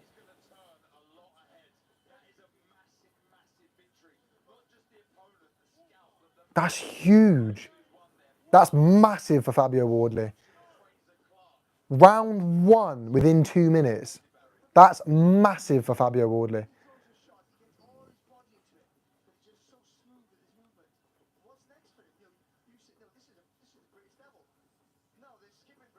They're worried about Fraser. They got doctors on him and all sorts. The oxygen straight on him. Doctors. He got 2 doctors with him doing tests. That was not a nice knockout. What has Fabio Wardley got in those gloves?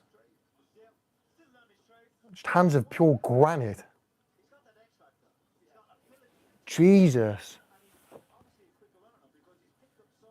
Yeah, the doctors are still doing work on him. Both doctors standing there doing work on him. 3. They got 3 first aiders, 3 doctors standing there doing work on him. That was a demolition job. That was just one punch. Caught him and then Fraser wanted nothing to do with it.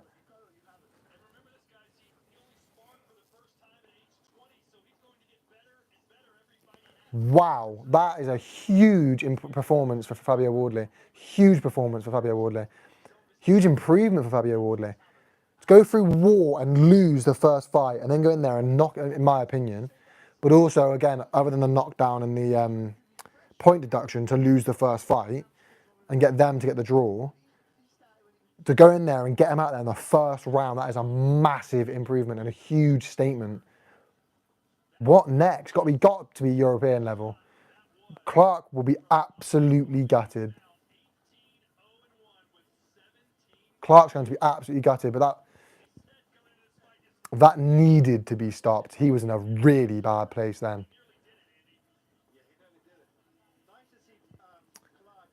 He was in a really bad place. I want to see a replay. Ben Davis in the corner of Fabio Wardley.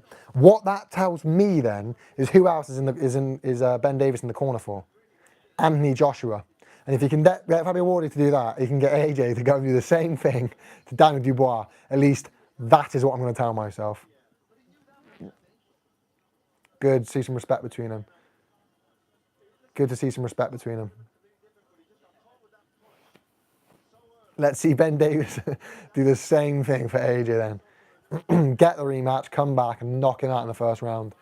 Murder the guy. I like Dubois, but AJ's my man. Sad to see that happen.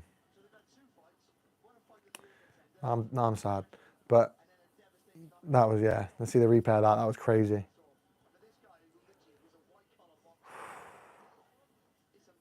To go from white collar boxing.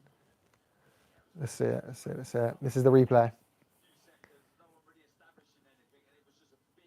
It wasn't even a jab. It was a feint, overhand right. Yeah, it wasn't even a jab, just a feint, overhand right.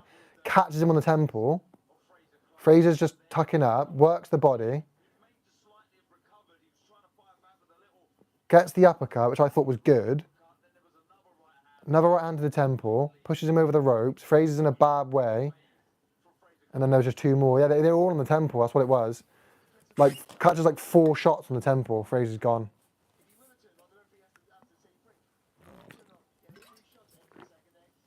Yeah. Like four shots on the temple. That's what's done him.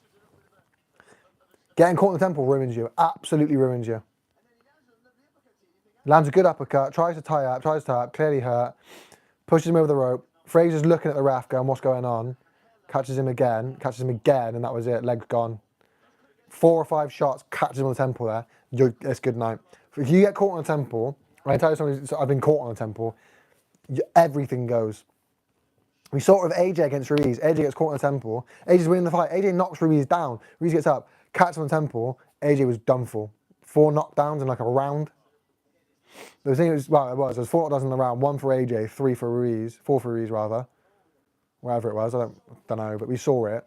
It's the same. You can't get hit to the temple. You've got to get your guard up. Head. That's why head movement is so important. Fraser's not moving his head at all. Gets caught 4 times. 1, 2, 3, 4, 5. And that's the good night. 5 shots to the temple. No, thank you. No part of that. He's done. Stoppage.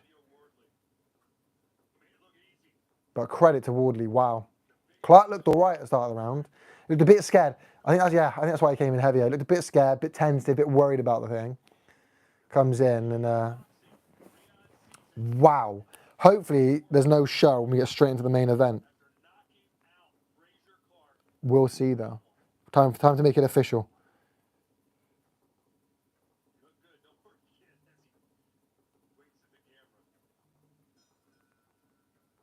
Ladies and gentlemen, here is the official time. 2 minutes and 28 seconds into round 1. The ref called it off.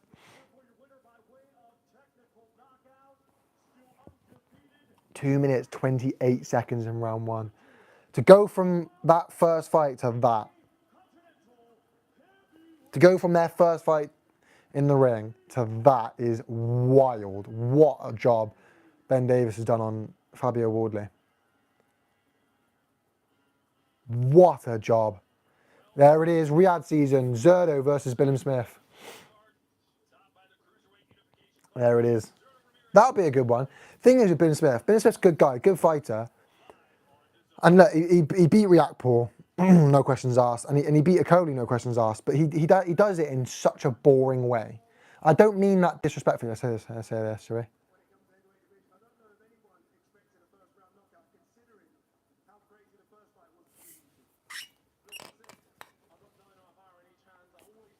He's just saying he's got power.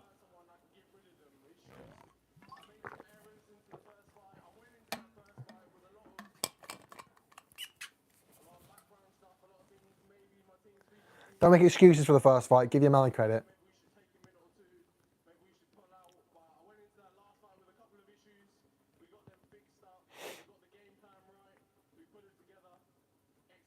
Yeah, you did. You executed on the night. You executed on the night.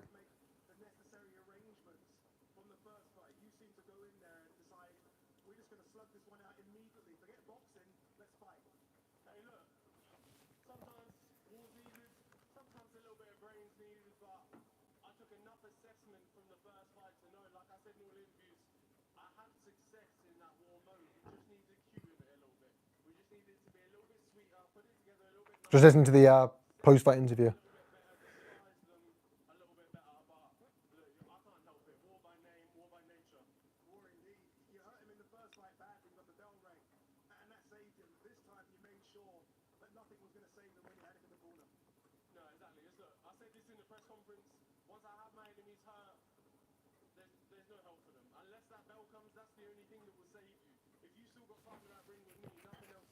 Wow.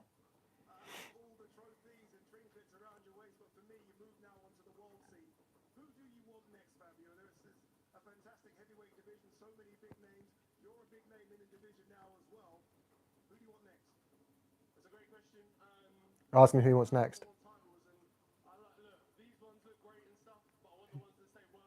Who next? You're not going for Dubois, mate.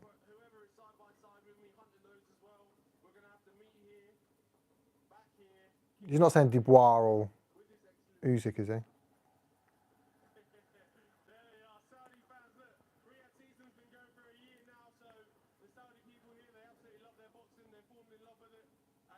Mate, say a name. He asked who he wants next. He's just gone Saudi Arabia. I love it here. He wants the money, mate. The moolah.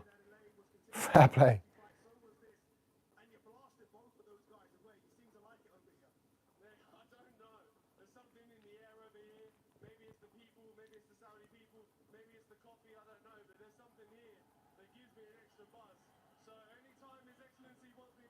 I just want to know who wants to fight next. I'm listening to this interview going, who are you fighting next, mate?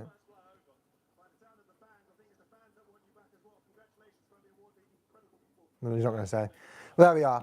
As I was saying, Ben Smith has this way of, when he fights, he'll make it really boring. He'll make you fight a boring style. He'll make you fight maybe his style, but a really boring style. And he did it against Okoli. He did it against Riakporhe. He fought really boring fights. And to be fair, the Okoli fight was also Okoli's fault. But I think the Riakporhe fight wasn't Riakporhe's fault. I think he just made Okoli, I think he just almost dragged Riakporhe down to that level and fought a really boring fight. I think that's what kind of Ben Smith does, and I think he'll beat Zerda Ramirez. I think he'll beat Ramirez.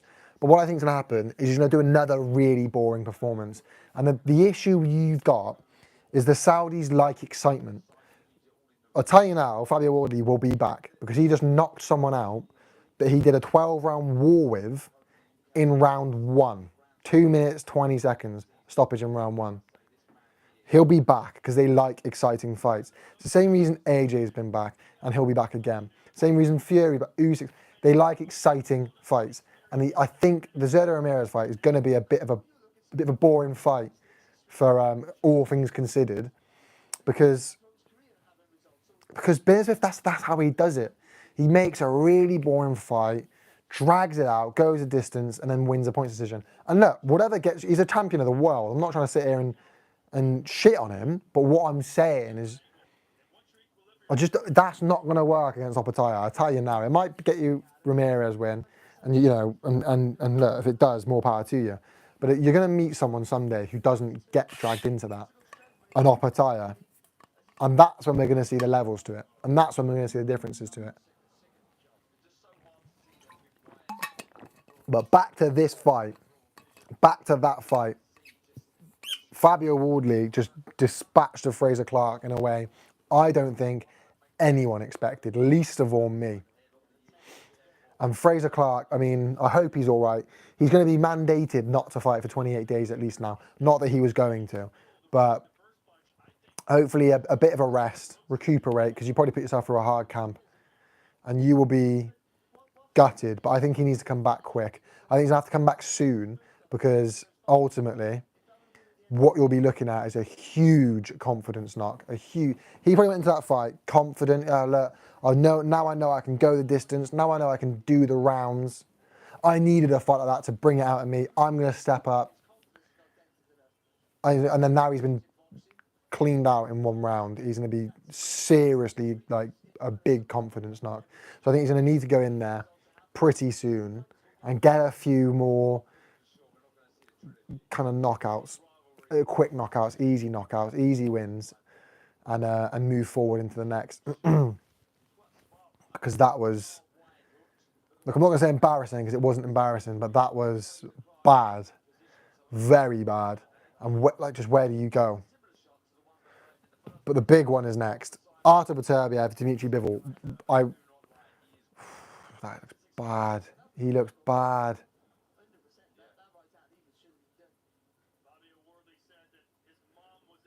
And Ben Shalom. Now you see why Ben Shalom pulled Fraser Clark out in the first place. Because Ben Shalom pulled Fraser Clark out in the first place, didn't he? And now you see why. That is dangerous. That is not good.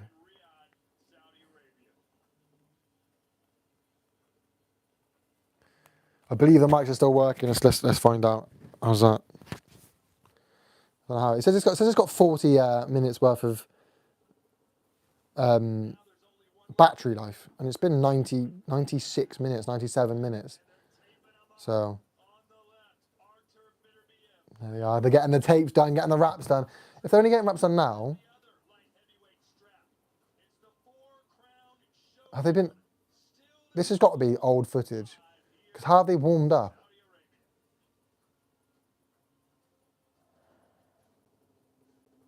That better be old footage, because if not, they only just put wraps on, because they haven't even warmed up properly, which means we're looking at like 20 minutes before they even walk out,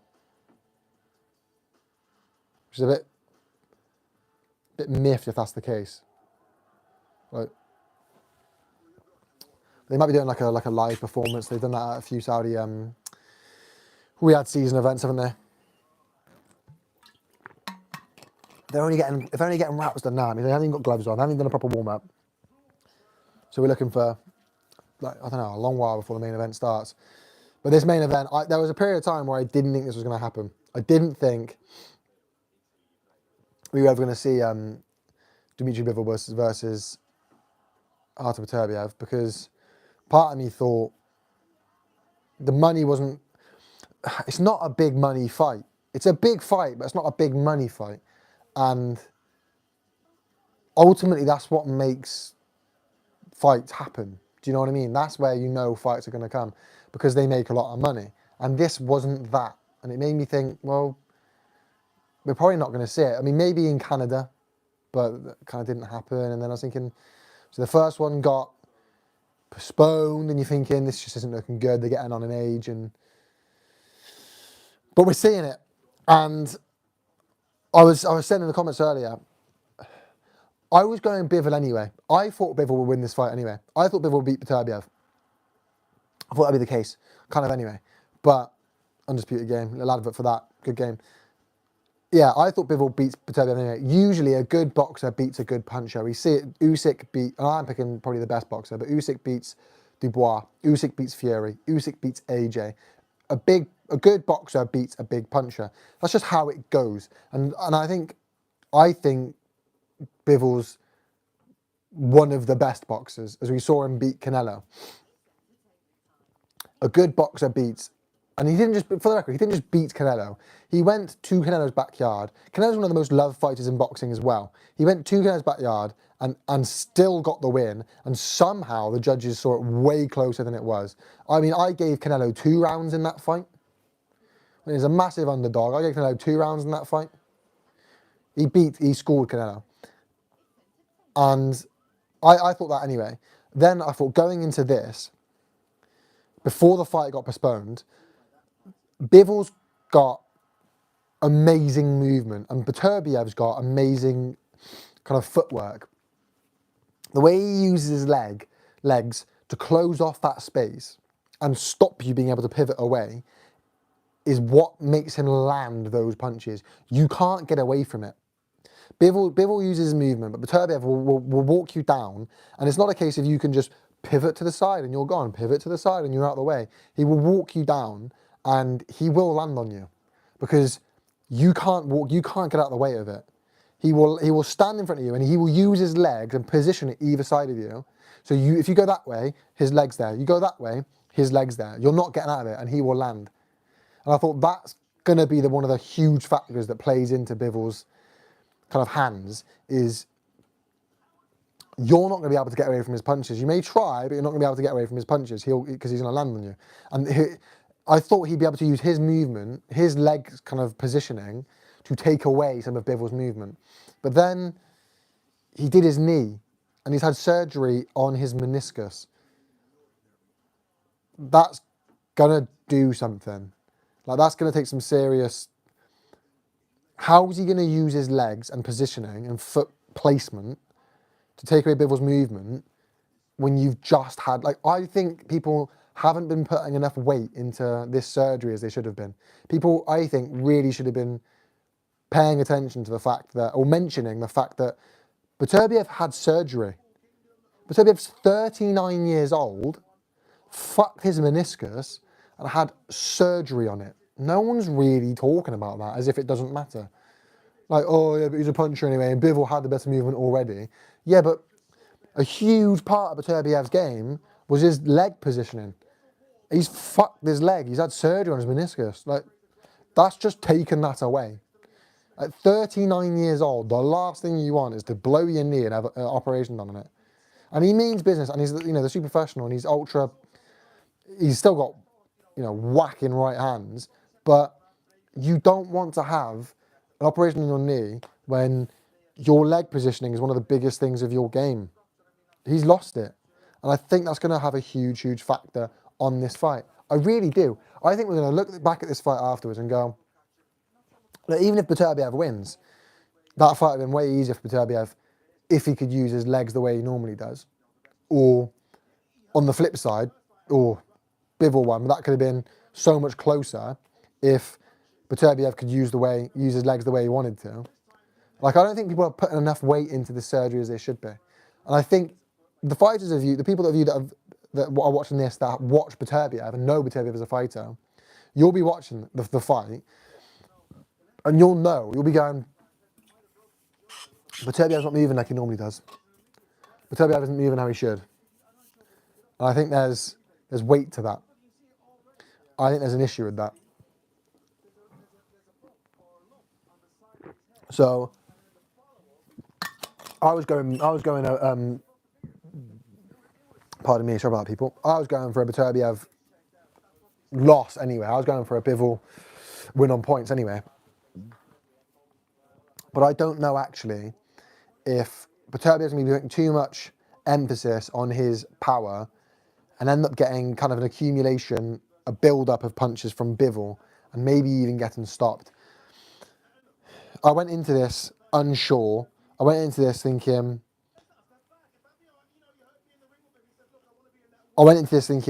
how much chance does Beterbiev have? I pick Bivol to win.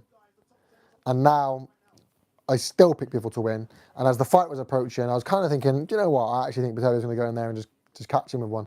A part of me thought, but not so long ago, as the fight was coming closer, do you know what? I'm going to go for a Beterbiev KO. I think Beterbiev's going to go in there, just lamp him one, knock him clean out on the floor. But now we're here, and I'm going... Boxing is no longer... Boxing used to be, how many hits can you take? How much can you hit? How much can you get hit and keep moving forward? That's what it used to be. It used to be, how many hits can you take and keep moving forward? Look at George Foreman and Muhammad Ali. Muhammad Ali beat George Foreman because Jermaine Frank also won because his chances. So I was looking at some of this. Muhammad Ali beat George Foreman because he was able to take what George Foreman was hitting him with and hit him with more. But that's not what boxing is anymore. Boxing isn't about how much can you take and keep giving. Boxing is about hitting and not getting hit. Look at Usyk. It's about hitting and not getting hit. That's what boxing is about. Setting that pressure, making you work, making you try and hit, and then not getting hit, and then also be able to hit your opponent. That's what it's about nowadays. And Bivol does that perfectly. Perfectly. And if you actually minus some more of Beterbiev's movement, what are you left with? Just a puncher. And that is sometimes enough. Everyone's got a puncher's chance, and big punchers have even more of a puncher's chance. Look at Dubois versus AJ. There's no doubt in my mind, Dubois is a better boxer than AJ. What was that? There's no doubt in my mind, Dubois is a better boxer. Sorry, AJ is a better boxer than Dubois. Dubois got a puncher's chance, a big puncher's chance, because he can whack, and he did just that. So, yeah, I think Bivol should win this. And part of me thinks that actually now it's just be an accumulation of punches and he might even stop him. Because we've seen Bivol hurt, Beterbiev hurt. We've seen Bivol hurt against Joe Smith Jr., but not really any danger. We've seen Beterbiev hurt. And we've seen Bivol put the punches together.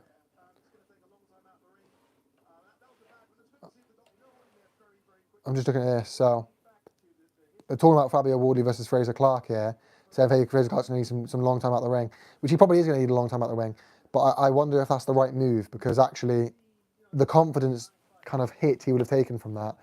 I think the best way to get that back is by getting back in the ring, stepping back in there.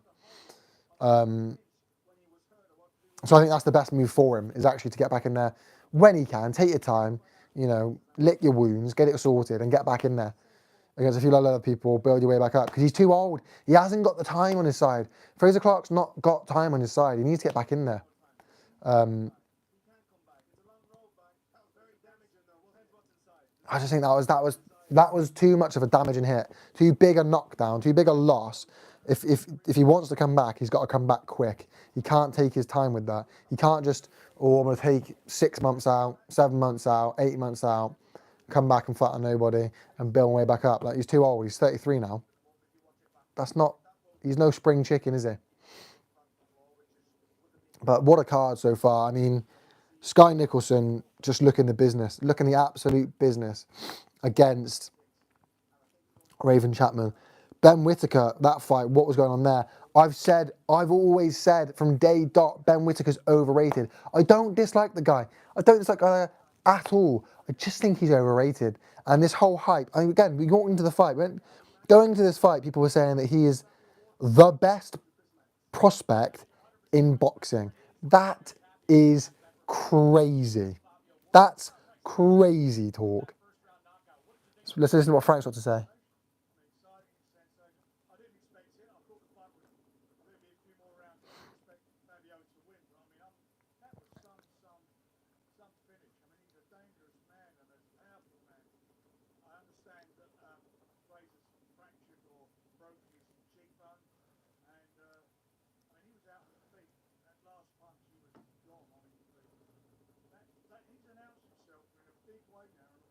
He has.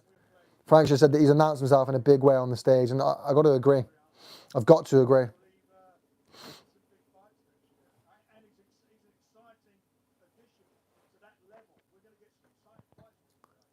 Let's talk about that next fight. There's just a spirited debate on stage about what Fabio Wardley might be ready for at this stage. See what Frank's saying. Who does Frank want to match him with next?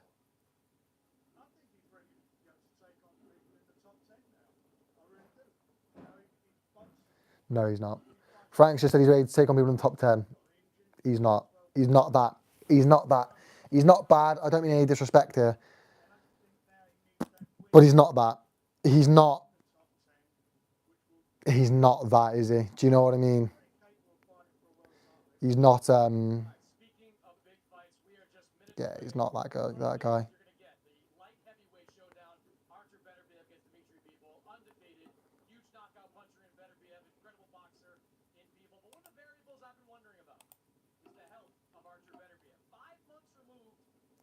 Yeah, here, now they're talking about the knee surgery. About time.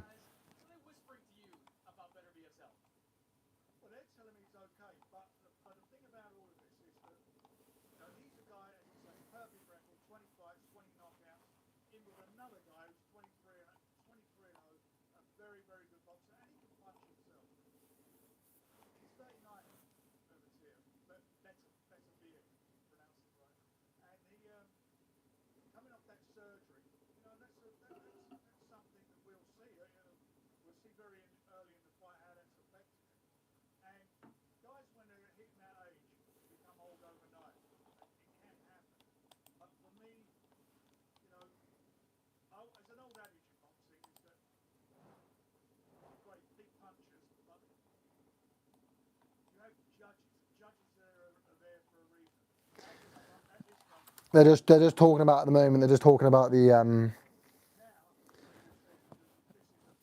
what's next for Fabio Wardley and stuff like that. And now they're talking about the main event and what effect is the surgery going to have on Beterbiev, which look, you'd like to say none.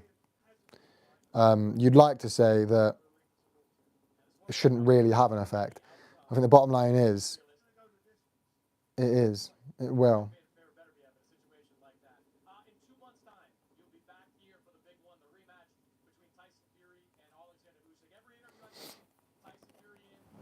Let's have a look. The rematch, the Fury Usyk rematch. Looking forward to that. Really looking forward to that.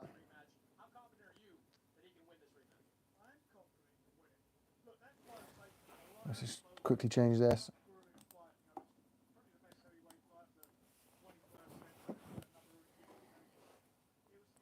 For some reason, it's saying that my stream is titled, Thomas Campbell is live. No, let's change it to Beterbiev versus Bivol live watch along. That's my bad.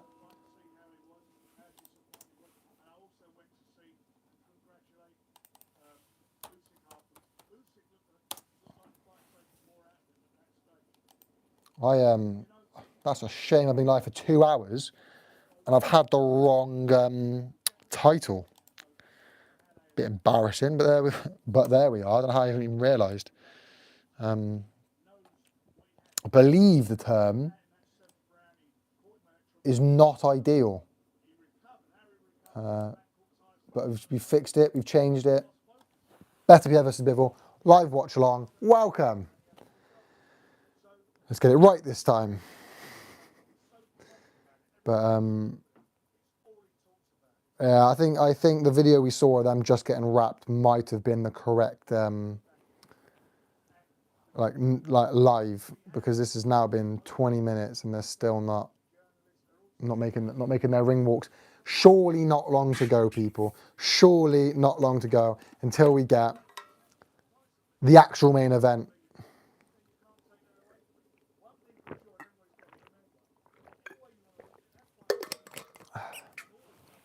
Let's make sure everyone else is right in this. Yeah, I got my description going, all that good stuff, so a bit crazy. Let's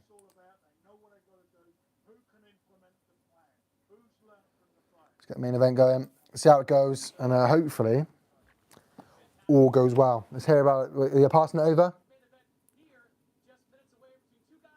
Just minutes away. Minutes away. But what does just minutes away mean? I'm waiting minutes. I'm waiting a lot of minutes. More advertisements. But looking ahead to the Fury Usyk rematch, how do we see that going? I'm really looking forward to it. I'm really worried if Father Time has caught up to Usyk, because he is old. He's an old guy now. He's not young. And when you're fighting bigger guys, when you're going up in weights, then you're fighting guys that have so much size on you, and you fight the way Usyk fights, you have that pressure. Like everyone will sit here and talk about, Fury was winning the first 5-6 rounds. It looked like Fury, up to round 7, was going to knock Usyk out. That's how Usyk fights. When Usyk fought Tony Bellew was winning every round. Tony Bellew might have actually won every single round. That's what Usyk does. Usyk gives you the first. I'll give you the first 6 rounds. I'll give you the first 6-7 rounds, because I know after that you will be fucked. You will have nothing left in the tank. And after that, that fight's mine. 8, 9, 10, 11, 12, maybe 7 are all mine. So if I nick 1 or 2 of those early rounds, the game's done. All of that second half of the fight, 8, 9, 10, 11, 12, are all mine. Hopefully I get 7 as well. That's half the fight. If I nick one of those early rounds, or if he gets 8 onward, 2 of those early rounds, the fight's mine. And he knows that. So he will give you the first half of the fight. Because if you get the first half of the fight, I'll give you the first half of the fight, I'll take the entire second half. So people sitting there going, Fury was winning the first half. Fury up to round 7 looked like he was going to knock him out. Most people do that. Most people look like they're walking Usyk. Look at the Tony Bellew fight against Usyk. He does that. That's his style. So I'm not surprised Fury did that. And I think it might be the same in the second fight. And then Usyk switches on. And I just wonder, is his age going to catch up with him? Is his age going to be there to stop him winning it? Is it going to be father time? Because for me, no matter who wins this rematch, doesn't matter. Because ultimately, Usyk won the first. Therefore, Usyk's better. Do you know what I mean? Usyk won the first, and it wasn't really that close. Usyk won the first fairly convincingly. And that's enough for me to look at it and go, yeah, Usyk's better than Fury. The way he beat him, again, you can look at it and go that, Fury was up to round 7, looked like he was winning it, he got caught on the nose, and then that was it. Usyk caught him on the nose because he was already starting to put it back. And again, that's how he fights. Usyk's a better fighter. But in the rematch, is he finally going to be a case of, okay, he's old enough now? It's like if AJ beats him in the rematch. I don't think, if they have another one and AJ beats him, or Dubois, it's too late now. Usyk's too old now for a win against him to be enough for me to consider you as better than him, in my opinion. But I do think I want to know who wins it. Let's look at this old bottle, mate. Times are tough. Can't afford a new one. Someone stole half the blue paint, used it to like paint their bathroom. But what I want to know is, who do you think's gonna win? Who do you think's gonna win? Where do we see the fight going?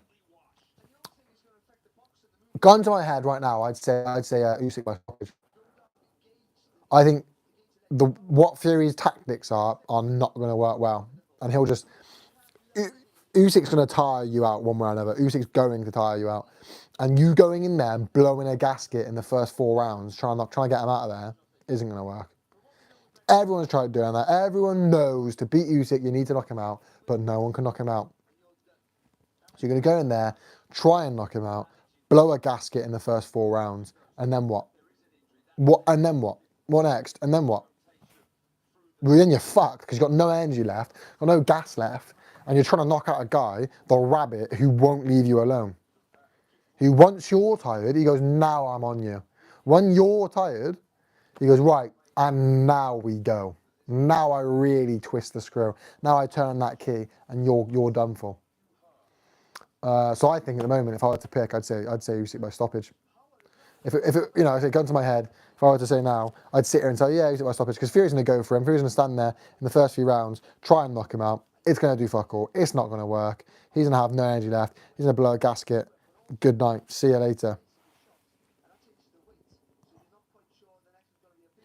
Replying to a comment, someone said that you were spot on my Jai Opetaia, Jack Massey prediction. I just said Jai is unbelievable. Simply amazing. Just really unbelievable. He is. That was some fight. That was really some fight. Yes, still warming up. They're doing skipping. There you go. There is a concert.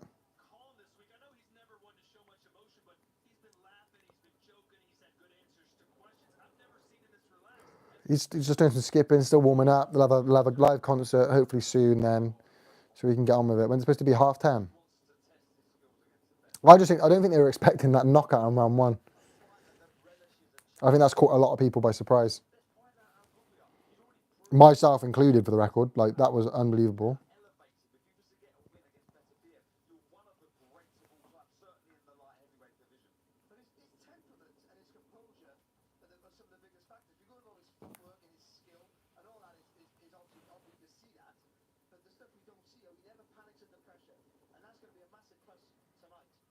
Beterbiev does that. He puts you under pressure. He makes you fearful.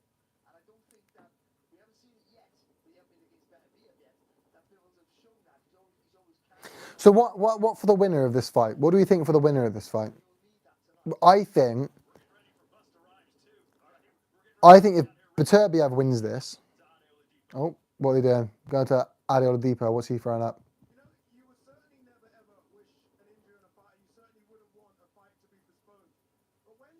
No, they're just talking about. So what for the winner of this fight? I think if Beterbiev wins, I think he goes up. I think, to be honest with you, probably either way. Beterbiev's fought everyone in the cruiserweight division, really, light heavyweight division. So's Bivol. The winner of this hasn't got much left to do in their division, and I think Beterbiev, win or lose, surely moves up to cruiserweight. You've got nothing else to do. What else are you going to do? You've proved your point. You've done what you can. You've fought Bivol. You've fought Beterbiev. In Bivol's case, you fought Beterbiev. You fought everyone you can. There's no point you sticking around because you know you're 1 and 2. You know who the top guys are. So there's no point you sticking around. You might as well just move up in Beterbiev's case, and potentially Bivol's case. I think if Bivol wins this, he fights Canelo. And I think if Bivol wins this, he fights Canelo at light heavyweight. I think if Bivol loses this, he should try and fight Canelo down at 168. Because Bivol's already beaten Canelo at 175. So why does Canelo deserve to rematch Bivol after already losing to Bivol? Except this time, it's for all the marbles at 175. In my mind, you do not deserve that. You got schooled by him in the first fight.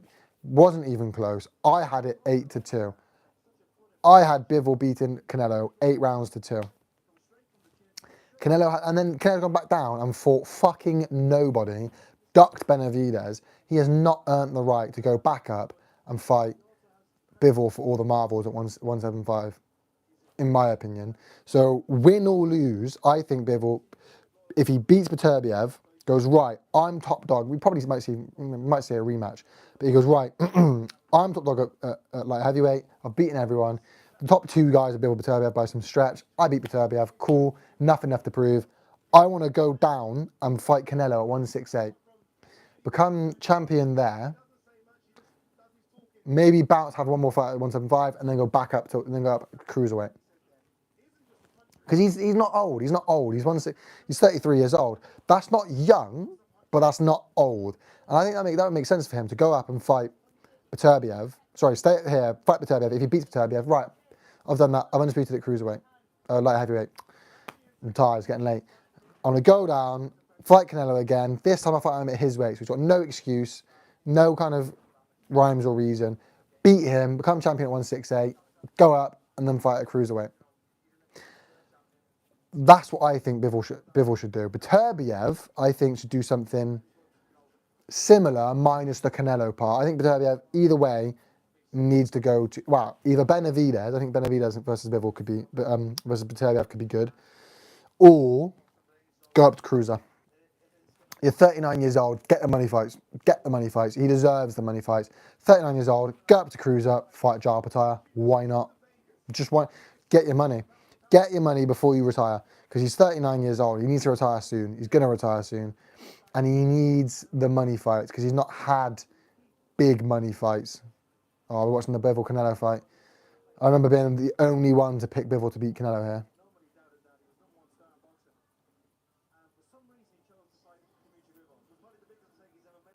I knew he'd beat Canelo. No one picked Bivol to win here. I just knew he would. Bivol's so good, man. It's like poetry, but he's such a good boxer.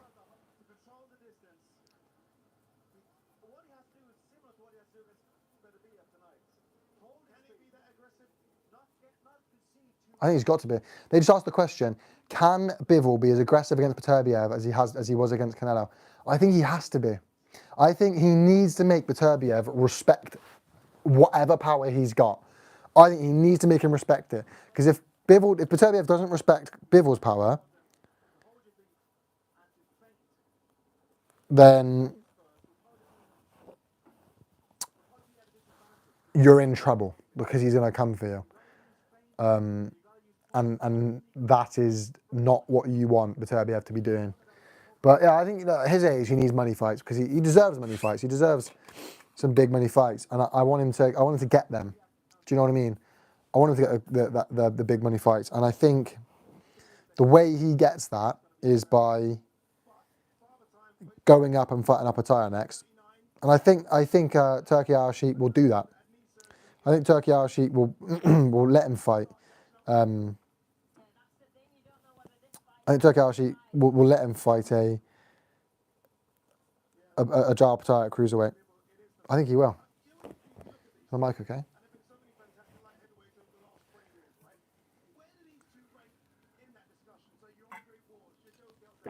Take a hot phone, please.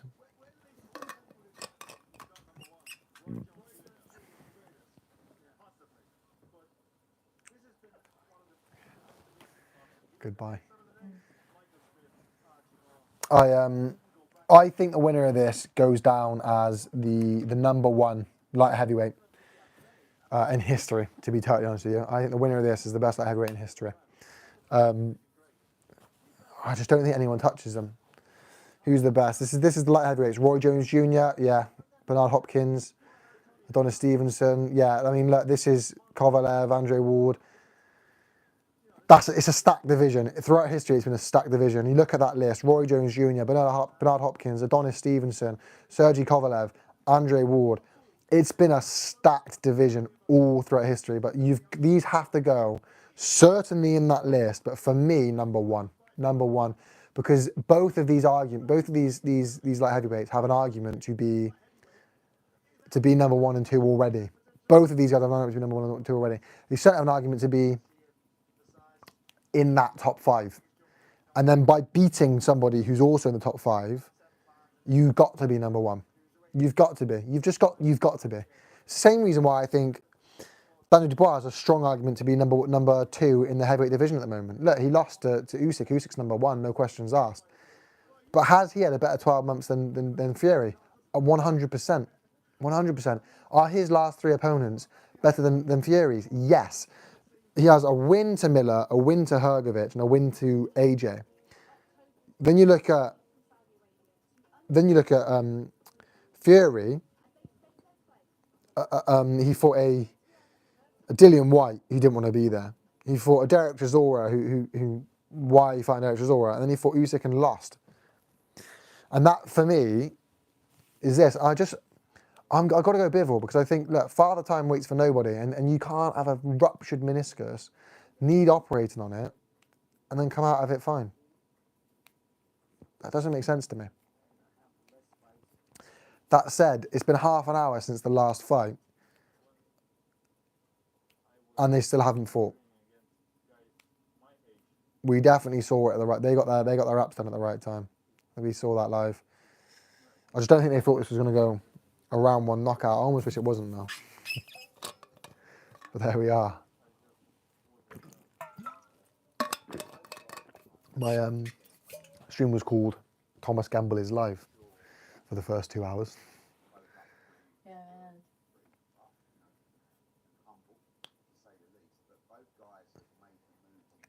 I saw that, but I just didn't think anything of it. Annoying. I had 573 separate viewers on this stream, which is, hey, I'll take it. The average person stuck around for 55 seconds, which is less than ideal. But thank you for joining, nevertheless. Sorry you didn't enjoy what you saw.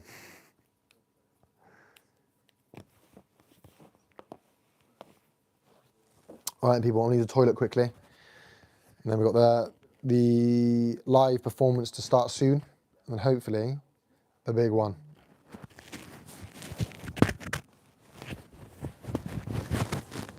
Wow.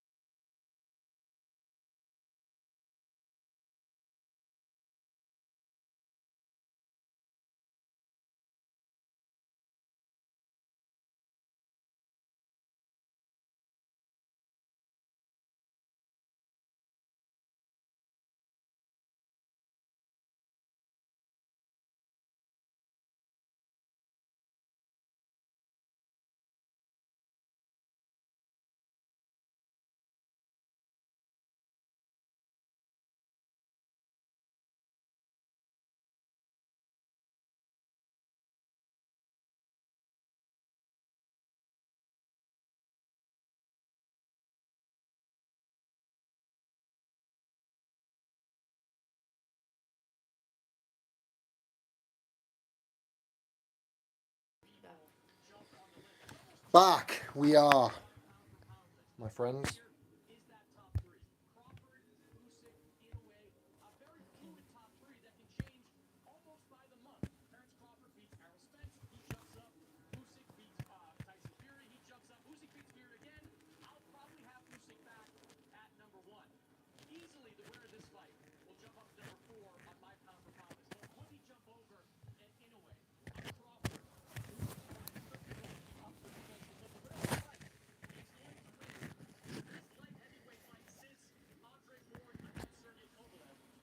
So look. Can you? That means they've been nearly there. How's the audio, people? Is it looking good? Is it working? How's the audio? Oh! How's that audio?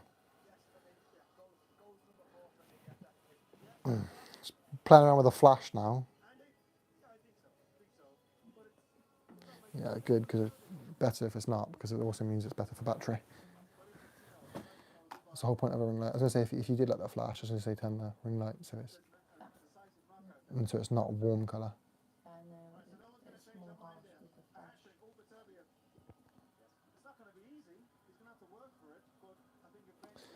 flash. I might make a highlight video. I might clip that shit up. Here we are, a few minutes away. Tail of the tape, 39, 33, 5'11 and a half, 6 foot, 73-inch reach to the 72-inch reach, 174.9 pounds official weight of Beterbiev versus Bivol's 174.1 pounds.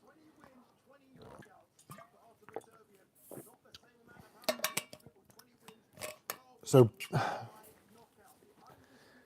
I thought it was 174.12. They're doing it. I've got to listen to this.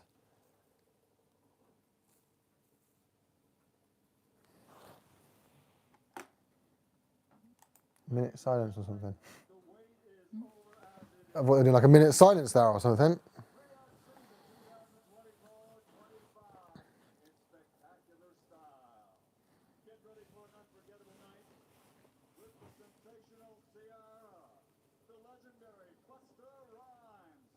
Oh, they're doing like a big show. Wow.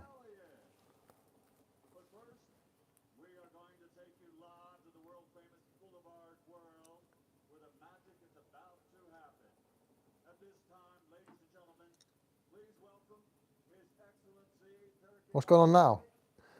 It's what I mean. Sometimes I do think that they make it too much. They're doing too much.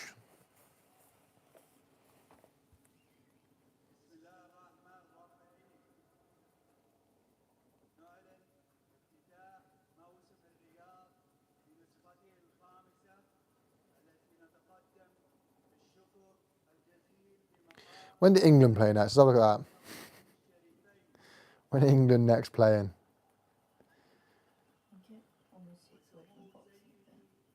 Yeah, I've just sort of said that them doing this so much almost takes away from the boxing a bit. You've just seen a massive knockout, a round 1 KO go on in this kind of fight, in this card. And then now you've had a 45-minute wait before they go and do the next concert. And then they're going to do the main event. And it's like, well, look, I get it, I do, but do you know what I mean? It does take away from the boxing a bit, to be honest with you. It's just they're doing too much. All right, when the England play? Boo, boo, boo, boo, boo.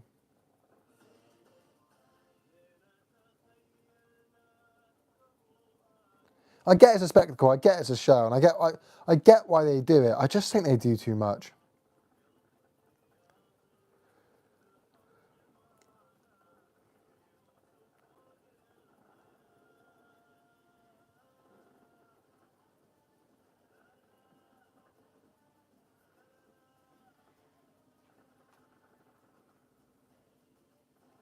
Hey, Chatham Town, we lost. Lost 3-2 to Swindon. That's local derby as well. That's not good.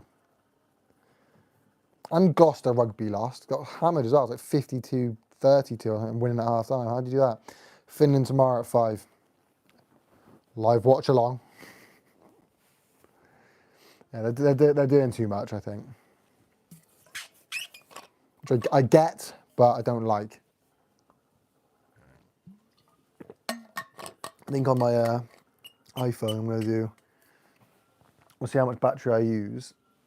And then if I have like 20%, 30% left at the end of each day, I'll change it so the max percentage goes to 80, not 100. Sounds good. It's been about an hour, 50 minutes since the last one stoppage, which I get they might not have banked on a round one knockout, but they just do too much, you know? Why didn't you do this 20 minutes ago?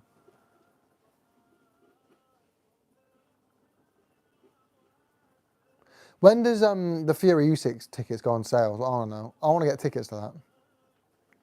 What do you think the ring light? Do you like it the warm light, or do you want it harsh, in my face?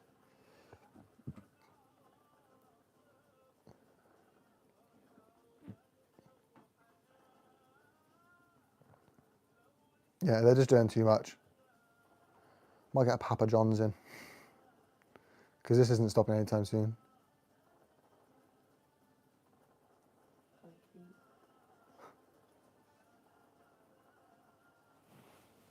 Come on.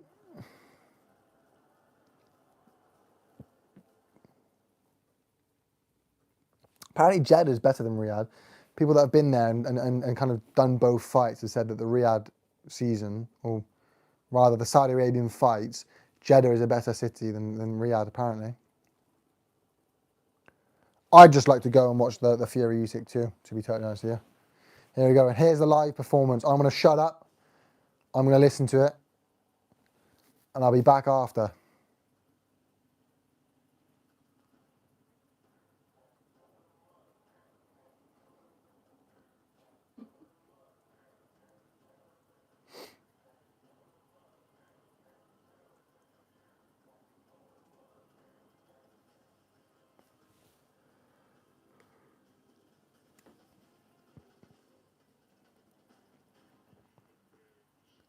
Yeah, this is too much as well.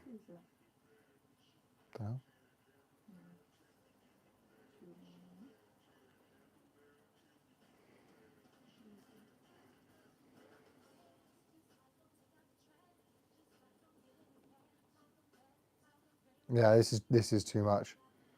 I just want to watch the boxing, do you know what I mean? Why has it got to be the Super Bowl every time?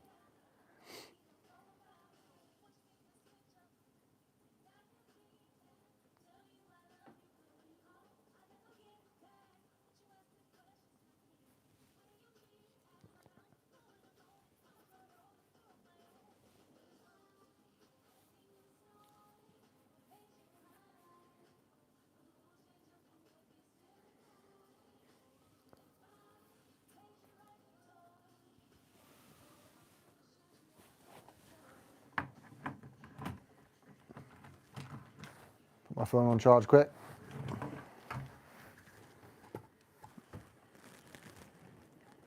Oh, let's just get up.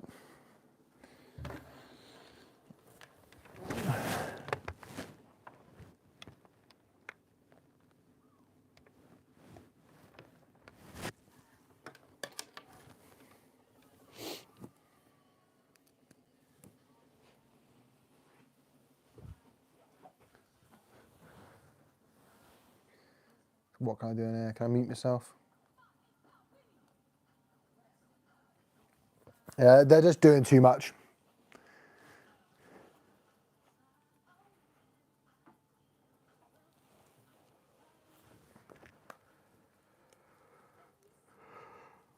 Pardon me.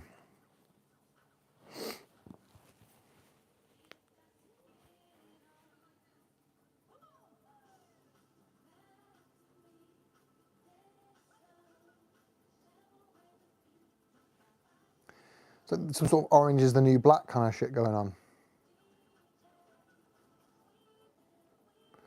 Bunch of prison jumpsuit wearing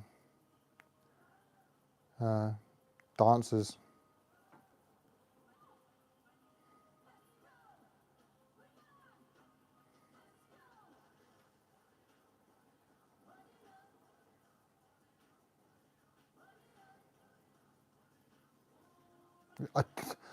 This is what is going on. Just get the fight on, please.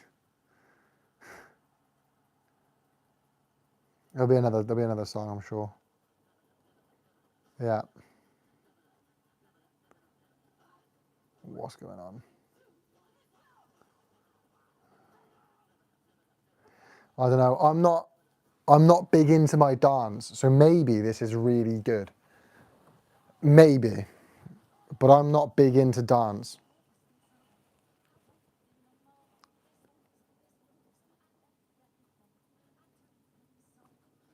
Isn't really performance, is it? Hmm? There's other artists going on for this. This is supposed to run.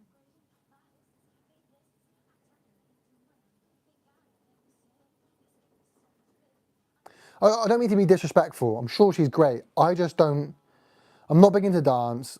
I'm not tuning in to watch this. I want to watch Beterbiev versus Bivol. The last fight ended about an hour ago. You know what I mean?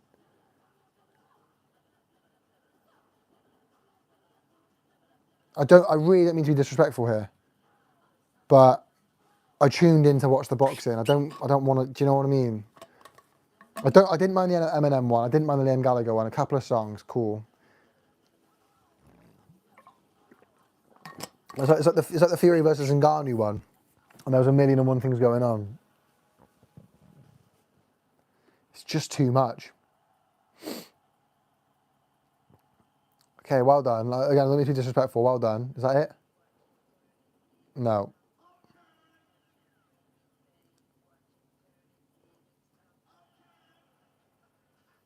Okay, is this Buster Rhymes? I don't.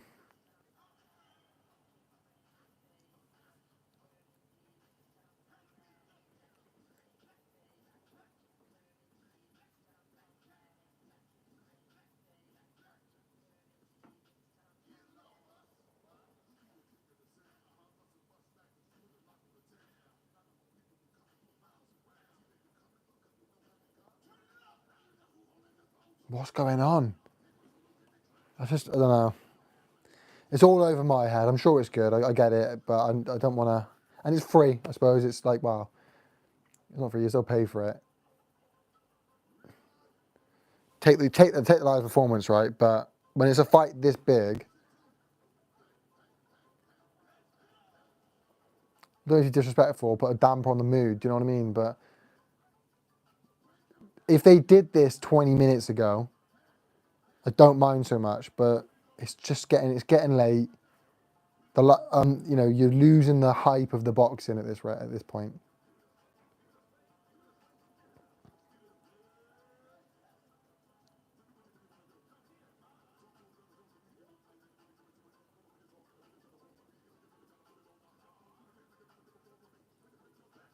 His chain is colossal. I don't know who he is. This is one of the rappers is wearing a chain the size of both my legs combined is what he's got around his neck. That sounded. He's got a really big chain. I like the colour coordination going on, but yeah, it's Buster Rhymes. He's wearing a chain that's like you could use that to anchor ships. This is crazy. 52. Hmm? 52. Who's that? Him. He's 52. Oh, it's called 52. That's my bad. No. It's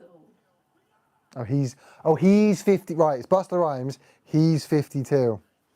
With a chain that's, I mean, he's got some serious fucking neck muscles.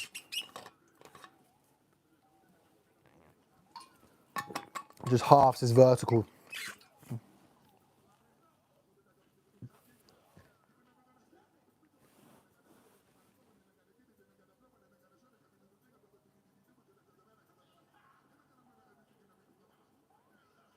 Don't know what he's saying. He's speaking really quick. Rapping.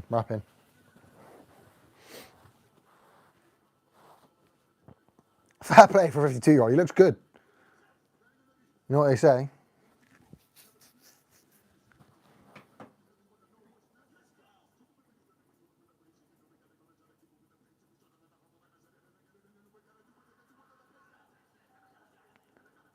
Is that not an Eminem song? I feel like he's, I don't know.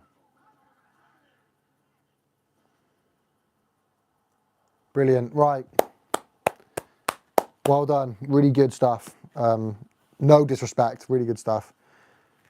Oh, there's more. So young fillies in the ring.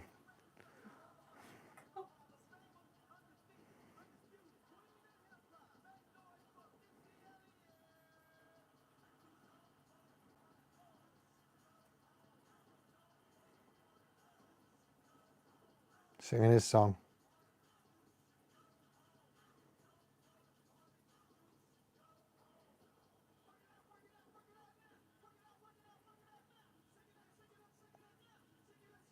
She's wearing some like mental sunglasses.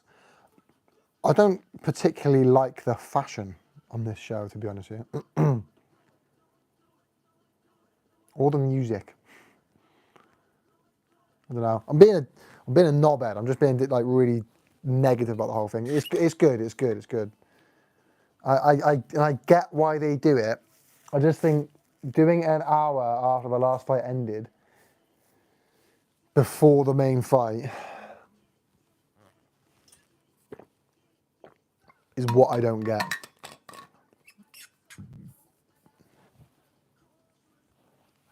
When you could have done it just before the main, you know what I mean? Just before the main event and just after the last fight ended.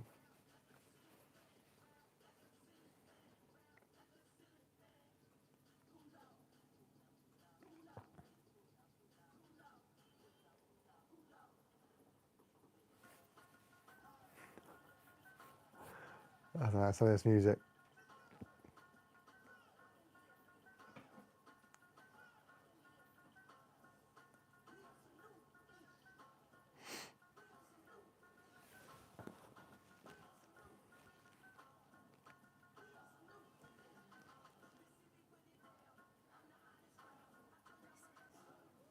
Missy Elliott. She's 53.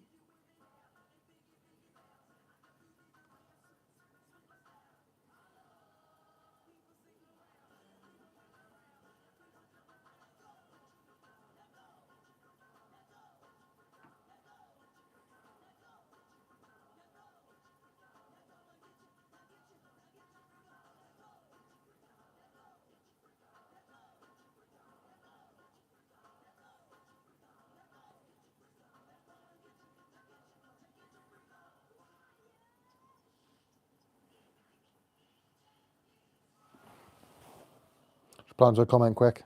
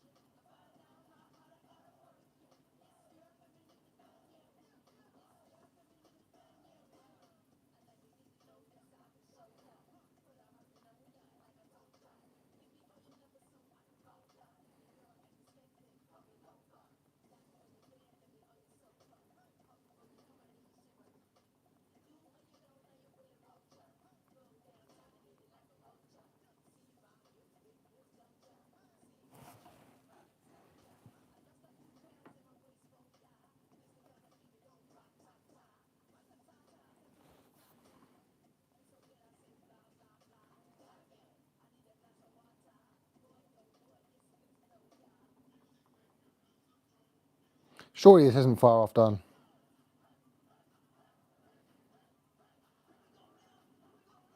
And this is what I'm saying when I say they're doing too much. This has been, I don't even know how long it's been now that they've been doing this concert. I'm not tuning in to watch a concert. I'm tuning in to watch Beterbiev versus Bivol. Get on with it in the most respectful way. get on with it. I want to see Beterbiev versus Bivol. And I mean that with utmost respect. I'm sure this is great. I'm sure they put a lot of money into it. A lot of time, a lot of logistics and effort. But I'm not tuning in to watch this. Eminem doing 3 songs, cool. Liam Gallagher doing 3 songs, cool. This is too much. They are doing too much. I just think. I think there comes a time where you've got to look at it and go, right, let's get it done. Let's get on with it. Let's get the fight on. But, yeah, I don't know if we're actually going to see them get on with it anytime soon. I'd like to, though. But, again, my mic's supposed to have 40 minutes of battery life, I believe. And then, hey, not complaining. Google it.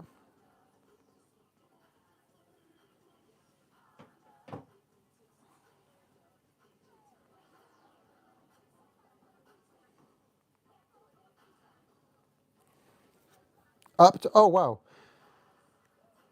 Up to 7 hours battery life. Wow.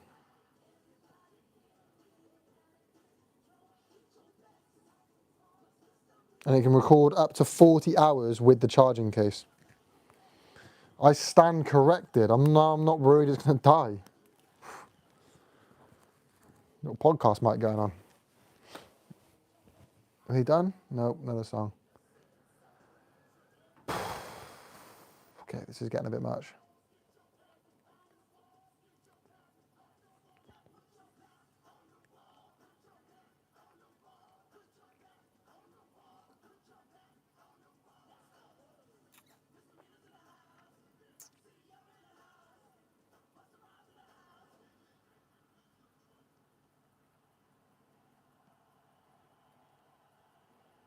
They change outfits quick.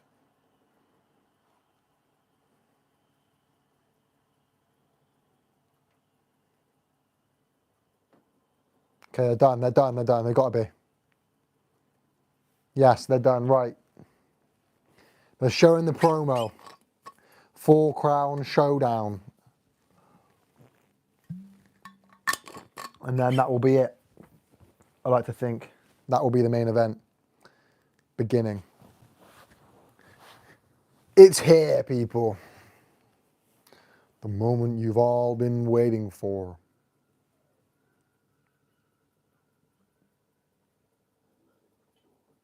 Just watching the promo. Oh.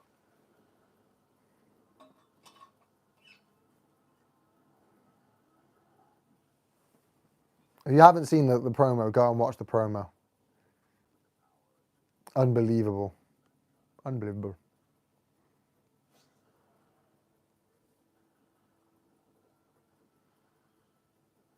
The best we've seen. The best promo we've seen yet. I wonder what Fury Usyk 2 is going to be. Because this is going to be hard to top. This is also the Game of Thrones. This is the perfect. This is the star they needed. 2 Russian fighters. This was the star they needed. I'm glad they went for this style.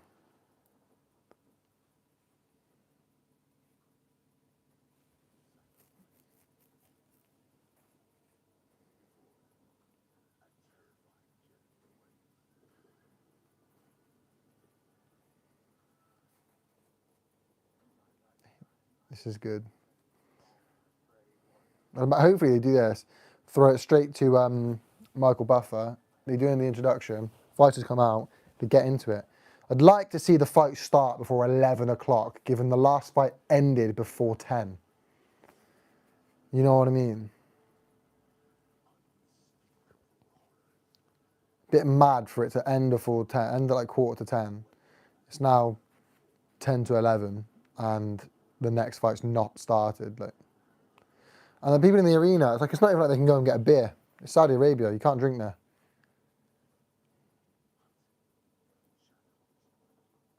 But in their defence, it was a first round knockout, which nobody expected. If you've heard that again, I do apologise. That is disgusting of me to do.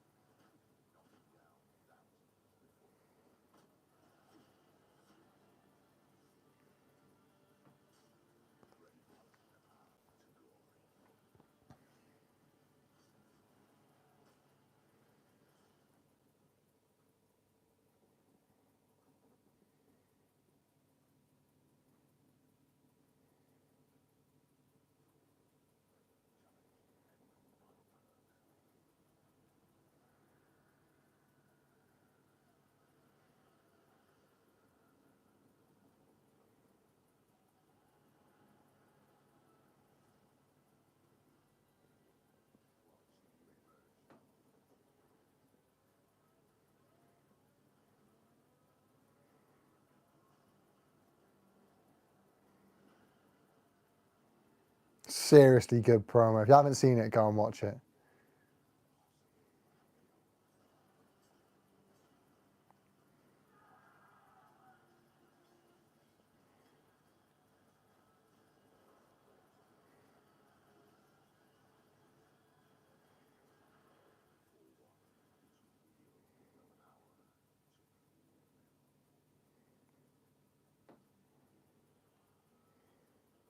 Here we go. What's his name? Oh, I can't remember the guy's name. Fabrizio Romano. Here it is, people. Official prediction, final prediction. Bivol on points. Bivol on points. Oh, here we go.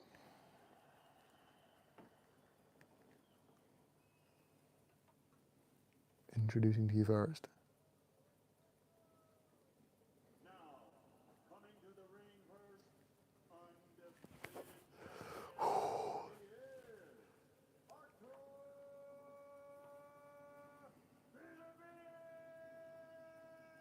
Beterbiev makes the ring walk first. Artur Beterbiev, ring walking first. I say Beterbiev. I'm almost certain it's not Beterbiev, it's Beterbiev. Artur Beterbiev. It's a Russian name. It's also one word, not Beterbiev. Beterbiev. It's Beterbiev. It's one word. It's a name. Artur Beterbiev.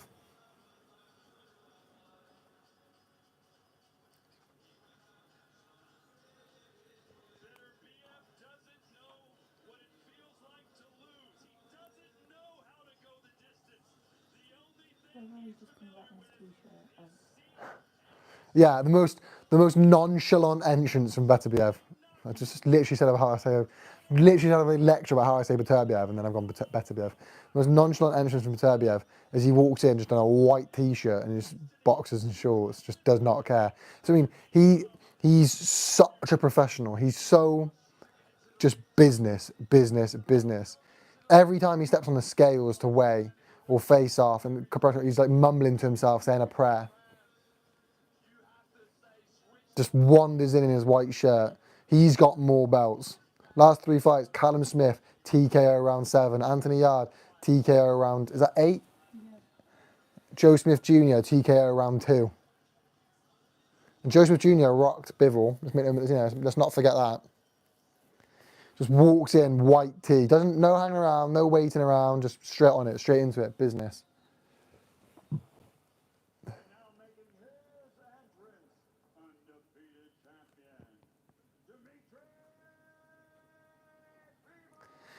Interesting, Bivol walks second when he's got less belts.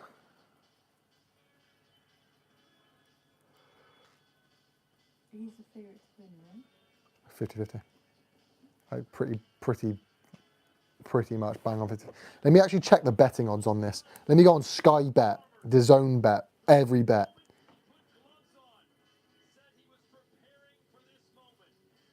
See what the actual odds are. Brilliant. Not got it downloaded. Just Google it, you know what I mean? Beterbiev.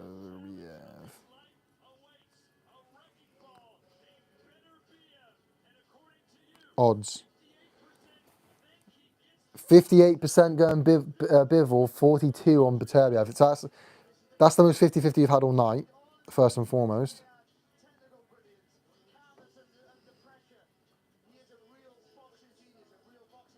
Yeah, Bivol's slightly a favourite. 4 to 5 over 6 to 5. Malik Zinad, TKO round 6. Lyndon Arthur, unanimous decision. Zerda Ramirez, unanimous decision. So good. Both of these guys, head and shoulders above the rest of their division. Make no mistake, they are the top 2 guys in the division. No questions asked. There is no mistaking this. They simply are the best in their division. And it's not close. Dimitri Bivol winning everything, 23-0. Artur Beterbiev knocking everybody out.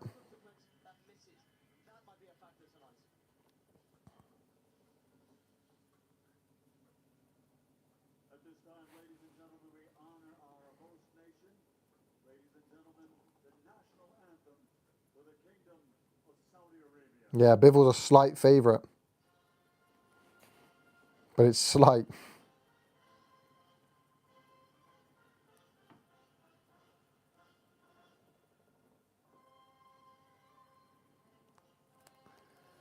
Saudi Arabian national anthem, then then it will be the Russian national anthem, and then it will be showtime.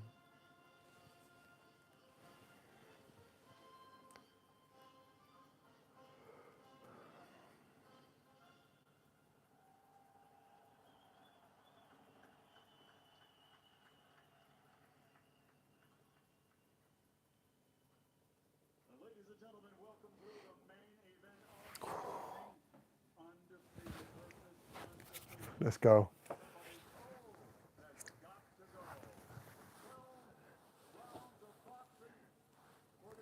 The fight, for periods of time, I really didn't think we'd see this fight.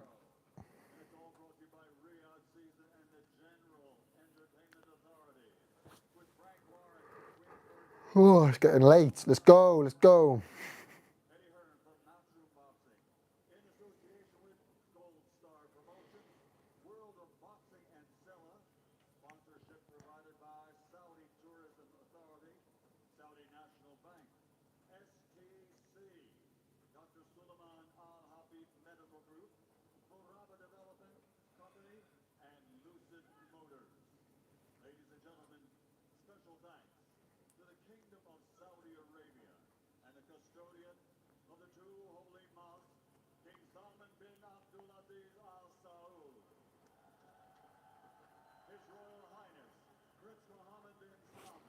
Oh, they're really just longing it out.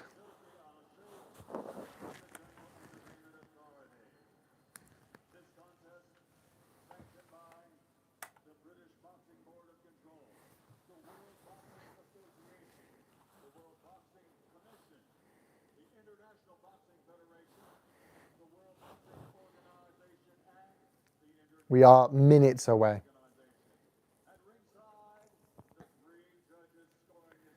Here they are, 3 judges.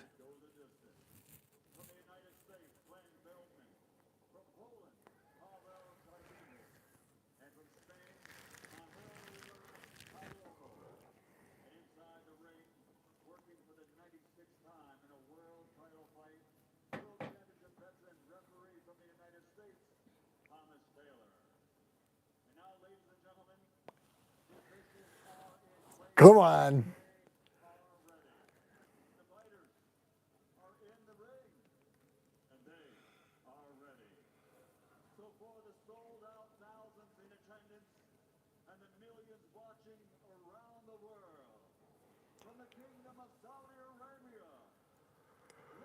Ready to rumble. He said it.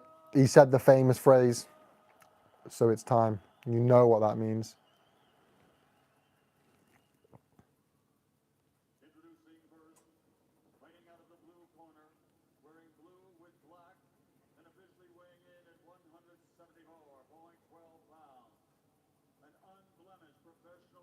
He's looking round, right?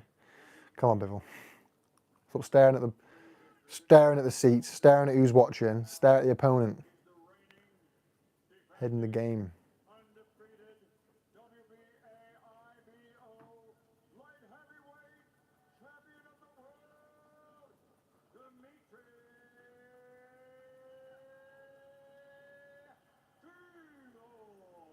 Here it is.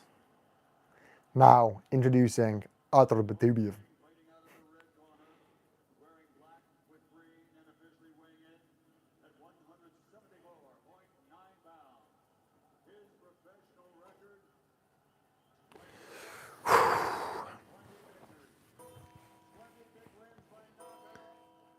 It's now 11 o'clock. They are delaying this.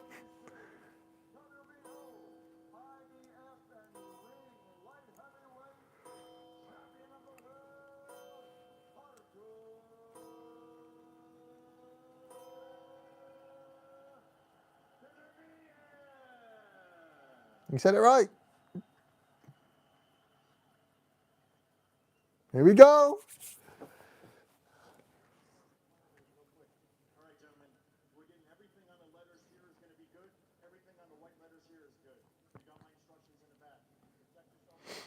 There he is again, mumbling to himself, saying his prayers. Beterbiev, just the ultimate professional, mumbling himself, saying the prayers before the fight. And here we go.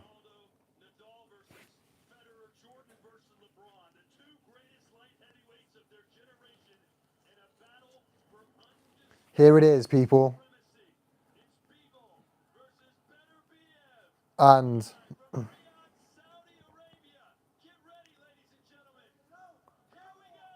bang, here we go, round one. Who wins the first round? Who starts better? Who starts quicker? Beterbiev already lands the overhand right. A bit of a trip on the boots there from Bivol. Backing round the ring. That's how he does it. That's how he does it. He bucks his round. And that trip, that's what I mean. That trip on his boots, that's how Beterbiev positions his legs. He positions his legs so you can't get round them. Bivol's tried to and tripped already, round 1, seconds in. Didn't fall over or anything, but that's how it is. He uses his legs and makes it so you can't move. If you're a mover like Bivol, he makes it so you just can't move. And we're seeing that already. Noise, it's a loud arena.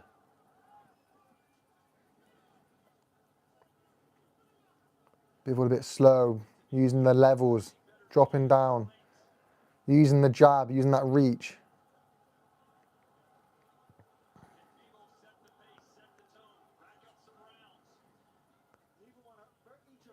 Three fast jabs there, back to back to back. It's Beterbiev looking for that counter, I believe. He's waiting, he's biding his time. Bivol doing what he does, moving around the ring. As always, nothing new. Body shot from Beterbiev. I wonder how Bivol's finding that power right off the start. Pouring away with the jab. Looping left hand there and again. He's using that jab very effectively.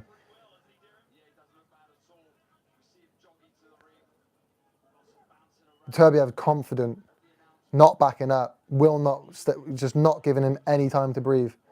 That's what you need to do. You need to be on him. You can't let him breathe. Just tapping away at the gloves, right hand over the top, catches Bivol. Bivol replies with that left hand. 1-2 down the pipe for Bivol. Beterbiev seems fine though. 1-2 again to the body. Bivol shaking up, but Beterbiev shaking off, not seeming hurt. Neither fighter seem hurt. It is only round 1. What do you expect? Bang, bang. Good right hand from Bivol there. Beterbiev just pouring away. And again, Bivol with that jab. Battle of the jabs at the moment is going to Bivol. Beterbiev has felt Bivol's power and he's not even backing away. Beterbiev has felt Bivol's power and he's not even backing away. Will Bivol do the same? You've got to think no. 20 wins, 20 KO, the only world champion to have a perfect record with perfect knockout ratio. The only world champion in boxing currently. Little flurry from Beterbiev at the end there. They're trading punches. How does Bivol find his power? Bivol rocked. End of the round, end of the round. That round goes to Bivol, but that was a good end from Beterbiev. That round goes to Bivol. Beterbiev just letting him know at the end, you can have this round, but I'm not making it easy for you. Catches Bivol. Bivol's got to respect that power. Bivol doing what we thought we'd do. Bivol doing what we thought he'd do. Just boxing, looking good doing it. He's caught Beterbiev, and Beterbiev just doesn't seem to care about his power. Bivol's felt Beterbiev's power there, rocks him on the chin. Bivol backs up a little bit. Didn't seem too hurt, just seemed to catch one flush. And makes him back up.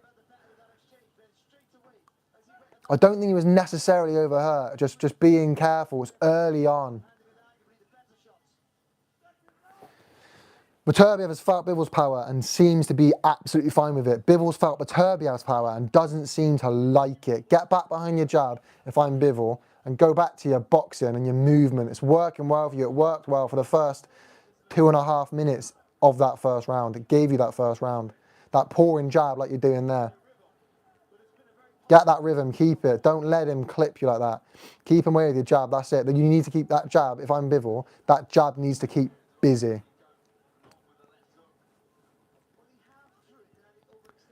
That jab needs to be busy. And the other thing with Bivol, I think the issue he had in the end of that second round is he's gone for the overhand right, but he didn't commit to it. He went for it, but kind of half went for it. And it just allowed Beterbiev to catch him with that counter. You can't be doing that. That's more like you can't be doing that again. Nice lead hook there. Beterbiev is not fussed about his power. He's got to keep doing it. Combos, that's it. Just jabs, 3-4 on the pipe.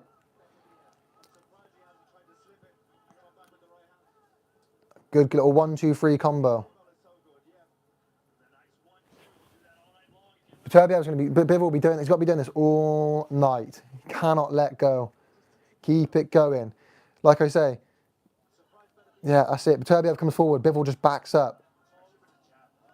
Good little lead hook from Bivol there. Catches Beterbiev. Beterbiev brushes it off. Beterbiev is not fussed about Bivol's power at all. Whereas I think Bivol realises about Beterbiev's power there. But he's making him work. Bivol's not giving it to Beterbiev. He's making him work. But how long can he keep it? Can he do it for the whole fight? Can he hold this pace? Leading backhand and lead hook there for Bivol. Just misses with the lead hook. Beterbiev tapping away, waiting for his time. 1 minute left in this second round here. Bivol looking good, but we saw what happened in the last round. Beterbiev's going to finish strong.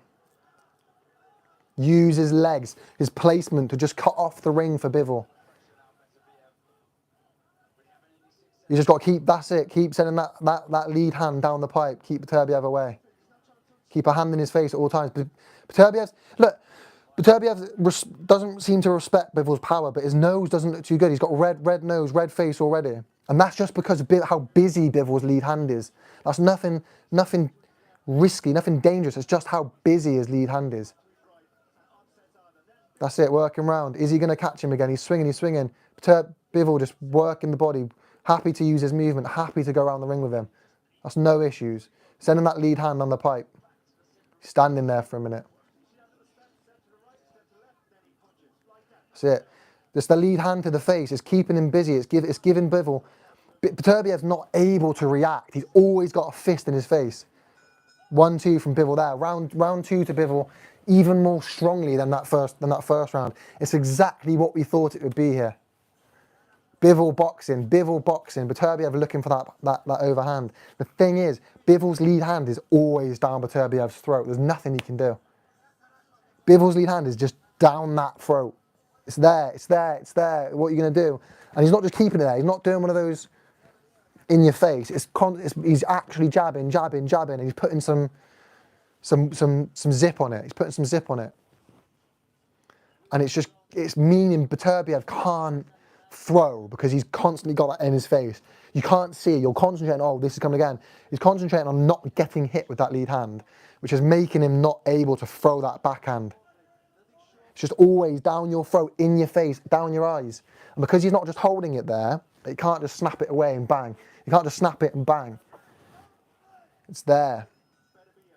Round 3, here we go. Bivol out in the centre straight away. Beterbiev to meet him. Beterbiev starting strong this time.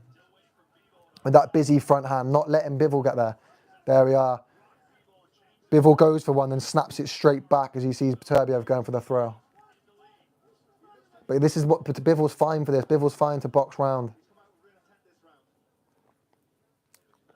Bivol's fine to use his movement. Beterbiev busy. Wanting to get something back. Oh, just a snappy jab from Bivol. Backs Beterbiev up. That accumulation, I don't think it's the power. I think it's the accumulation. Getting smacked on your nose time and time again. It's going to build up. And for 6 minutes now, he's been getting his nose busted up by Beterbiev. By Bivol, rather. Just move him round. That right side of Beterbiev's face just getting red raw. That left side, rather. That left side of Beterbiev's face just red. Bit of blood splattered there. Oh, 1-2 catches Beterbiev. Wobbles the feet slightly, just stiffens the feet. Beterbiev covering up here. Bivol not willing to really put the hammer down. I don't blame him. You don't want to blow a gasket. Beterbiev coming back. 1-2 jab. 2 jabs. Just about that accumulation. I said it in my pre-fight prediction. I've said it on this stream a number of times. It's that accumulation with Bivol. It's not about that one-punch power you have with Bivol. Beterbiev, you're constantly worried Beterbiev's going to catch you. That swinging overhand right and just clip you, and that's it. Good night. Bivol's not got that. Bivol will just send that lead hand down that pipe all night long, and that accumulation, it really has an effect. Beterbiev looking busy. I think Bivol's got over in the second half, but both exchanging right hands there. Both exchanging right hands again. You know, and it stiffens the legs of Bivol. Just got to get through this last 40 seconds if I'm Bivol. Getting your hand, you jab and moving. Do what's been working for you. We saw him against Canelo, just getting in those exchanges, standing there and just trading blows with Canelo. Got to remember, Canelo's come up from the weight class below. If anything, Beterbiev's coming down, if anything. You don't want to stand there trading these flurries. We're seeing him do it now. Bit of a headbutt. They're doing it. I said this would happen as well. I said this in my comment on the stream and in my comments. Bivol will do that. He will stand there and trade with you if he needs to. But Beterbiev's not the one you want to do that with.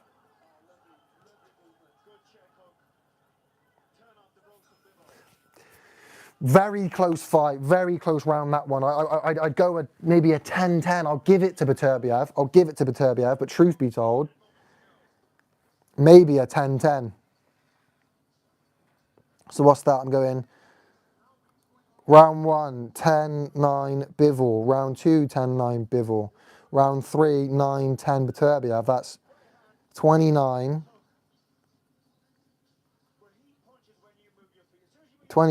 to 27, 28. Yeah, 29-28 in favour of Beterbiev. Bivol, rather. Truth be told, you could have given that a 10-10. I nearly did give it a 10-10.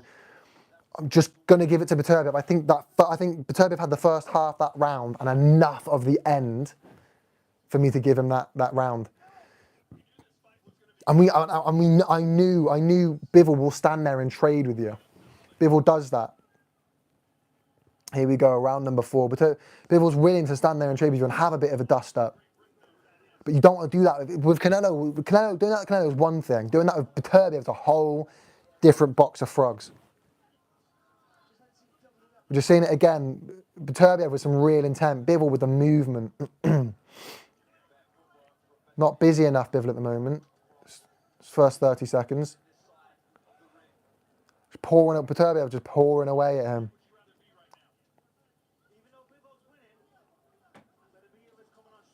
Oh, good flurry from Bivol. Catching him with a 1-2-3. He's just getting, the thing is with Bivol at the moment, he's just getting his timing perfect. He's just getting that timing perfect.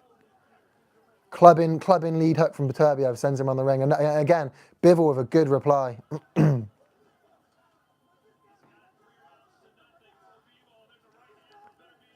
Beterbiev catches him with a couple rights there. Bivol just on his butt, as always, using his movement to his advantage, as you knew he would. I wonder how his legs are doing for Beterbiev, having to follow him around and stalk him down after that knee surgery.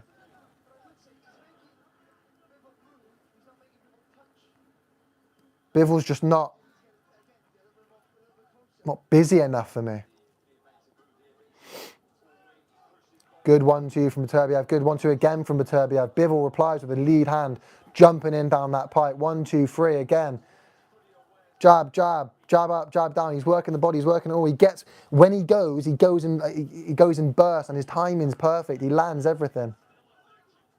You just know that if Beterbiev catches him, it's only round 4. Got a long way to go.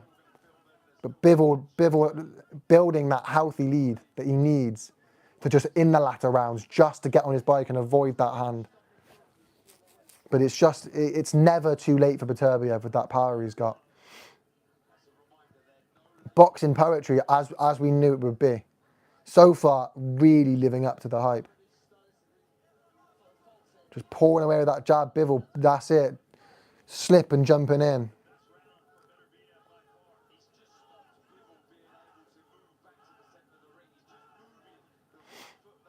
I think 1-2 from Bivol.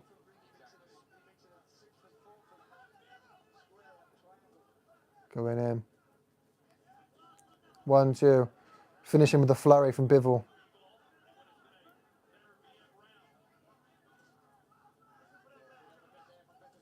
Good flurry from Beterbiev to finish the round. Very good flurry from Beterbiev to finish the round. Another Beterbiev round.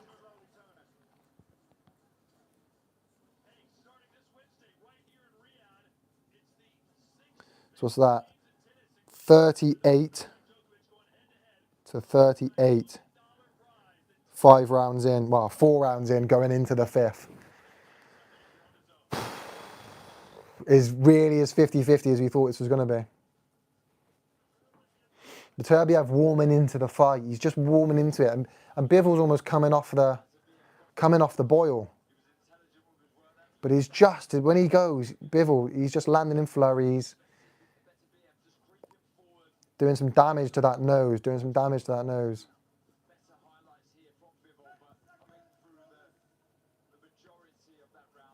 Amir Khan in attendance.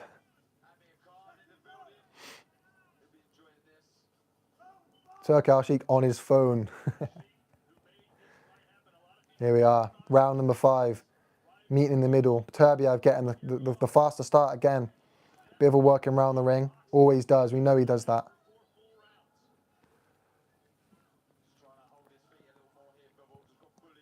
Bivol in the middle at the moment. Not willing to take that backward step. I wonder how he feels with Beterbiev's power. We've seen Beterbiev just buckle his legs a bit, just make him stiffen those feet, stiffen those knees.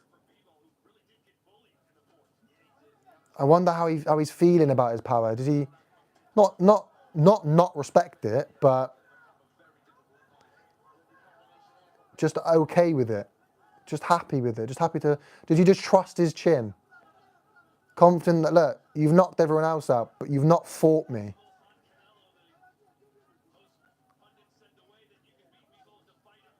He's going.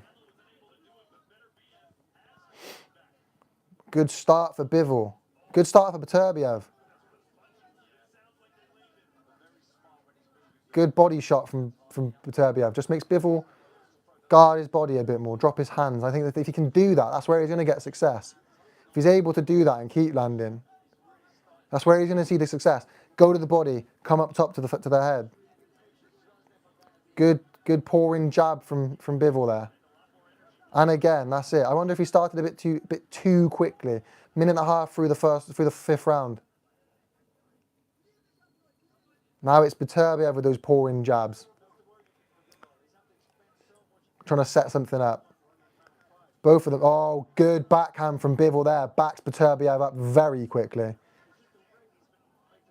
This round has been, Bivol and Beterbiev have almost switched roles. With Beterbiev backing up working round the ring as Bivol stands in the middle and just paws away with his jab. But Beterbiev landing now. Beterbiev is landing, and you do wonder if Bivol can't get him off. Oh, good lead hook from Bivol. Just catches him on the arm. Beterbiev's found a way to just work away at that jab. 40 seconds left. Beterbiev just teeing off on Bivol. Strong finish for Beterbiev.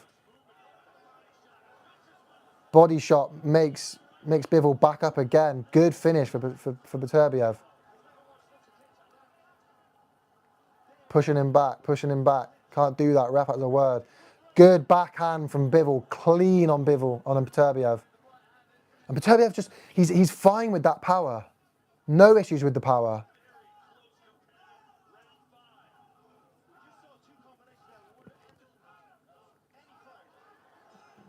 Beterbiev just out-muscling him at the moment. That round for me goes to Bivol. Very close round, but I think Bivol landed the cleaner shots. I think Bivol landed cleaner, landed more flush. It was more dominant in the middle of the ring. But Beterbiev's he's out-muscling him. He is out-muscling him. So 10-9 for me to Bivol. Pushes it to 48-47 in favour of Bivol. But again, just one punch puts Bivol to sleep. Beterbiev always has danger of it, and you've seen it to the work to the body, but Beterbiev's having some success with. I wonder if he'll start to focus on that.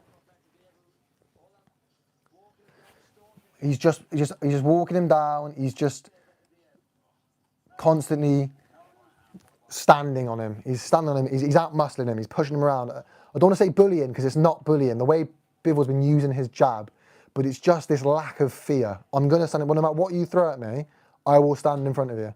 Bar the odd punch that has backed Beterbiev up. But so far, so good for both fighters.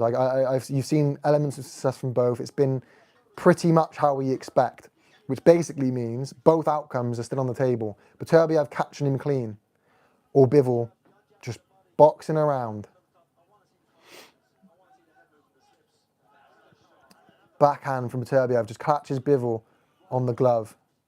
Work to the body there. Tries with the uppercut. Doesn't quite work. Down the pipe for Beterbiev there. They have it 48-47 as well. Different order to me, but they have it the same. It doesn't matter how we see it. It might not matter how anyone sees it if there is a stoppage, but as I said, Beterbiev's boxing is underrated. He can box. He's just never needed to rely on that, never needed the judges. But make no mistake, he can box. As we're seeing, he's able to match the pace Bivol's setting.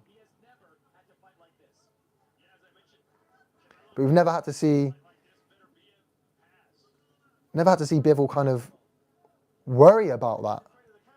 Bivol's always been head and shoulders above like the better boxer in there, which he's not this time. And like I said, we said that would be, well, I certainly said that would be the case. He's kind of going, nice backhand for Bivol, catches him on the counter. 1-2 again, working to the body. That's good. Beterbiev trying to respond, Bivol just able to avoid it, able to dance away. Avoids the uppercut. Beterbiev, they have energy, they have the pressure, they have the gas tank as it stands. Beterbiev teeing off. Bivol needs to respond, needs to catch something back.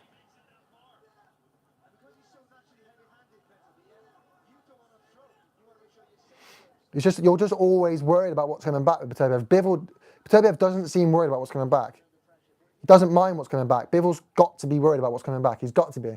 No matter how confident you are in your chin, you don't fight a man who's the only world champion to have a 100% KO ratio.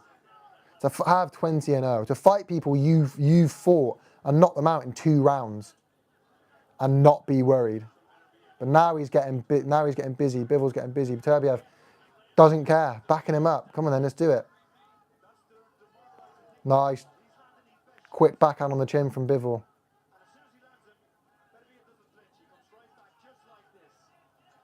It's just that lack of.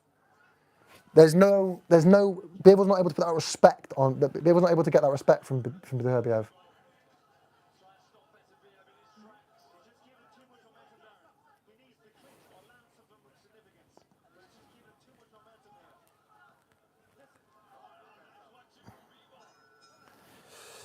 A very close round. Oh, a very close round. I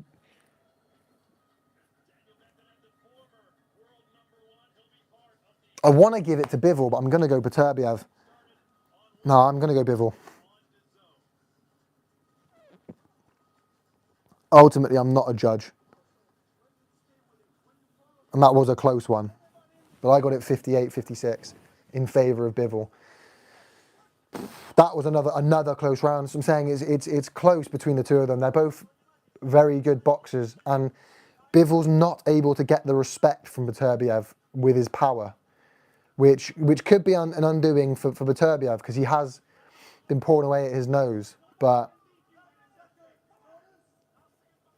Beterbiev's got to be confident. He's felt what Bivol's got and he doesn't seem like fussed. This is it. Here we are. Round 7 of 12 begins. Beterbiev comes out fast again. He might just be stealing these latter rounds, and that's a worry for Bivol. I wonder what it is that's made Bivol do that.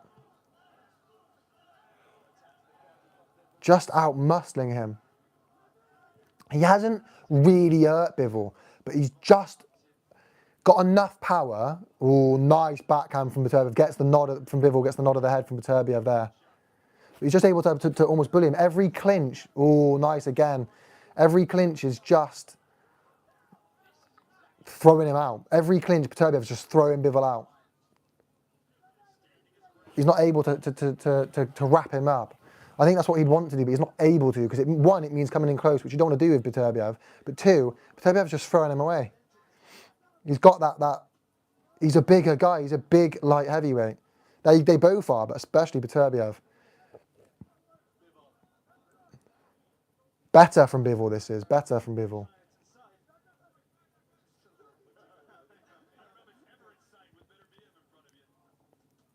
Nice again. Nice again. You just know, again, if Beterbiev gets a knockdown or is able to stop him, then you worry, don't you?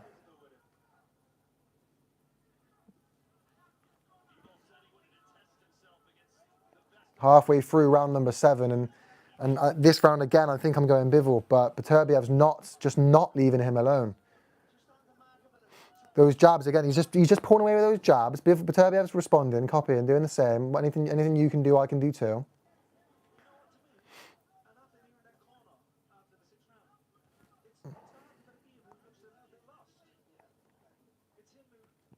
Oh, just wobbles Beterbiev and backs him up. Now he's got the respect, teeing off, absolutely teeing off. Bivol gets caught on the exchange. Beterbiev catches Bivol on the exchange, and now it's Bivol backing up. Both exchanging, both hurt. Both hurt here in the 7th. Bivol seems the worst of the two, with Beterbiev just chasing him round. 40 seconds to survive here. Bivol might go down.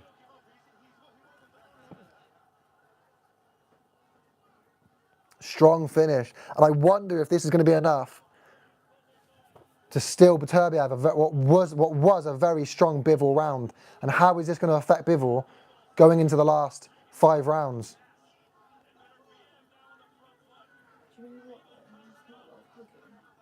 Yeah, I know. 10 seconds left. Bivol just struggling through.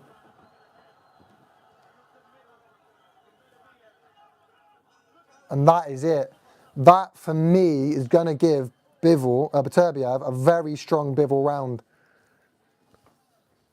Which I probably shouldn't, because it was the last 40 seconds.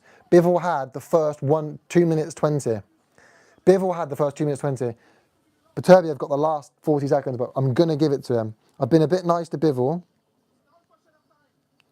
So now we'd be a bit nice to Beterbiev. So that's 67, 56. 66.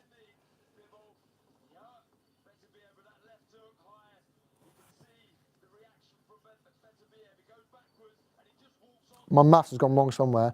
10, 19, 28, 38, 48. 10, 19, 28, 38, 48,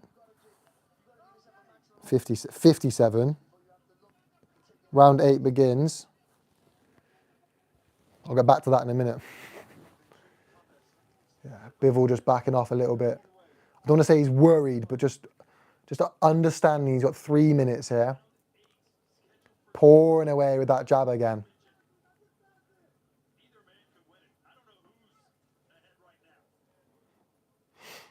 Very close fight. Beterbiev showing that he can box. He's not just a puncher. Bivol showing that he's got a chin and that he's not scared. And that he deserves to be where he is.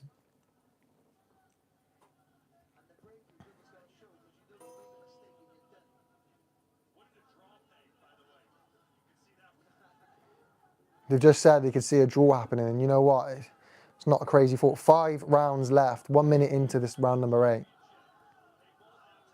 And Bivol taking the centre, Beterbiev boxing round the ring. Bivol thrown less, but about half, but is way more precise.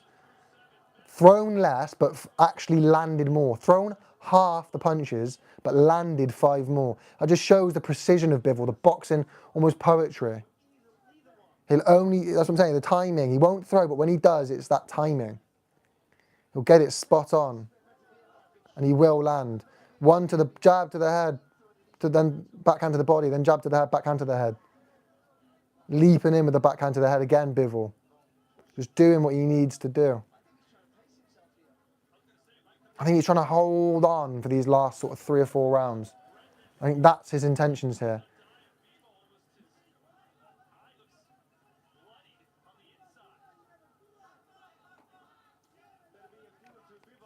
One, two from Bivol again.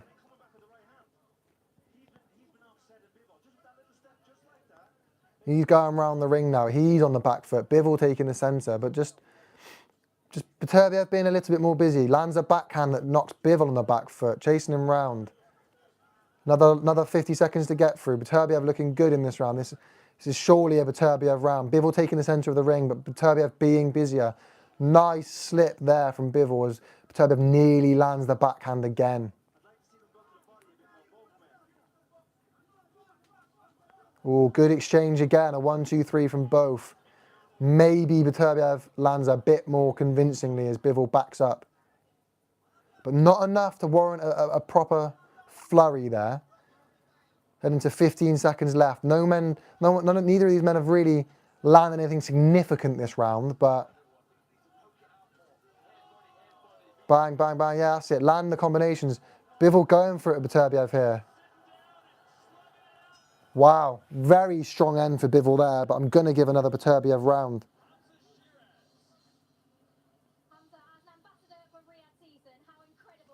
Making it 66.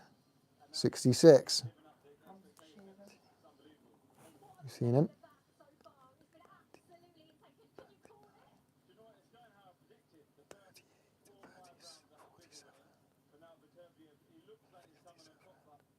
There you are. 9, 10, no, 9, 19, 29, 38, 47, 57, 67. So I've got 67 to Beterbiev. 10, 19, 28, 38, 48,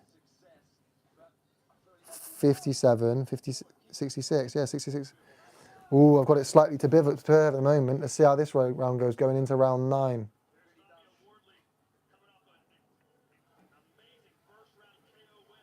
Four rounds left. Can Beterbiev get the knockout? 4 rounds to do it. So far, has had Beterbiev hurt fairly badly.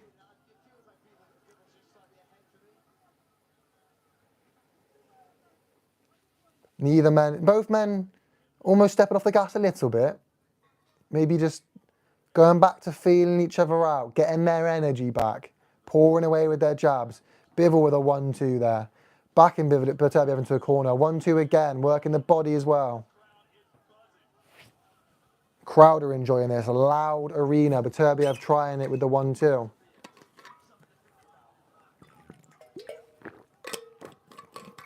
Both men in exchange there. Bivol pushing him back, pouring away with the jab. Pardon me.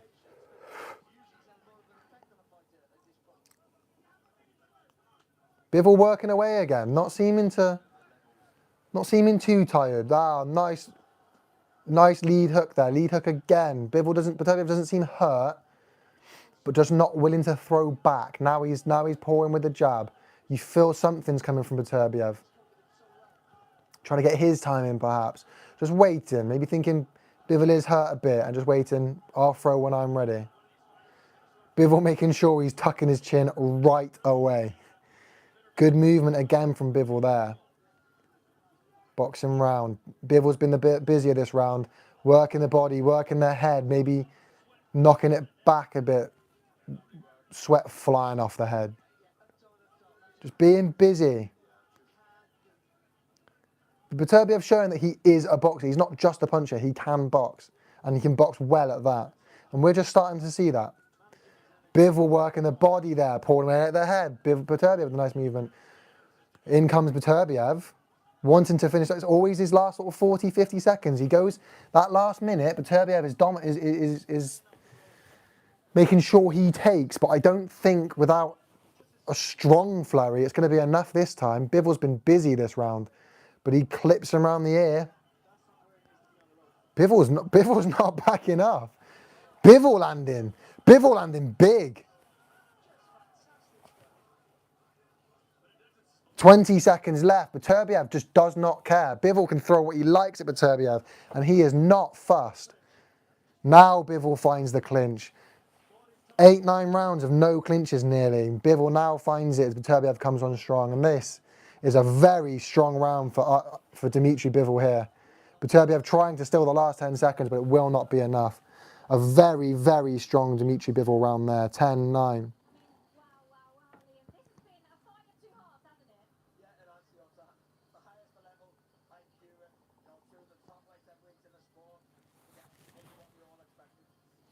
Right, let me go through this. I'm missing the top round. 10, 20, 29, 10, 20, 29, 38, 48, 58, 67, 76, 86. I've got 86 Bivol. I've got 9, 18, 28, 38, 47, 56, 66, 76, 75, 85 rather. Bivol just ahead for me on the scorecards, but again, with Beterbiev, you just never know. Good hand, right hook there, gets behind the guard of Dimitri Bivol. A good response for Beterbiev. Must know he lost that round, comes out fast.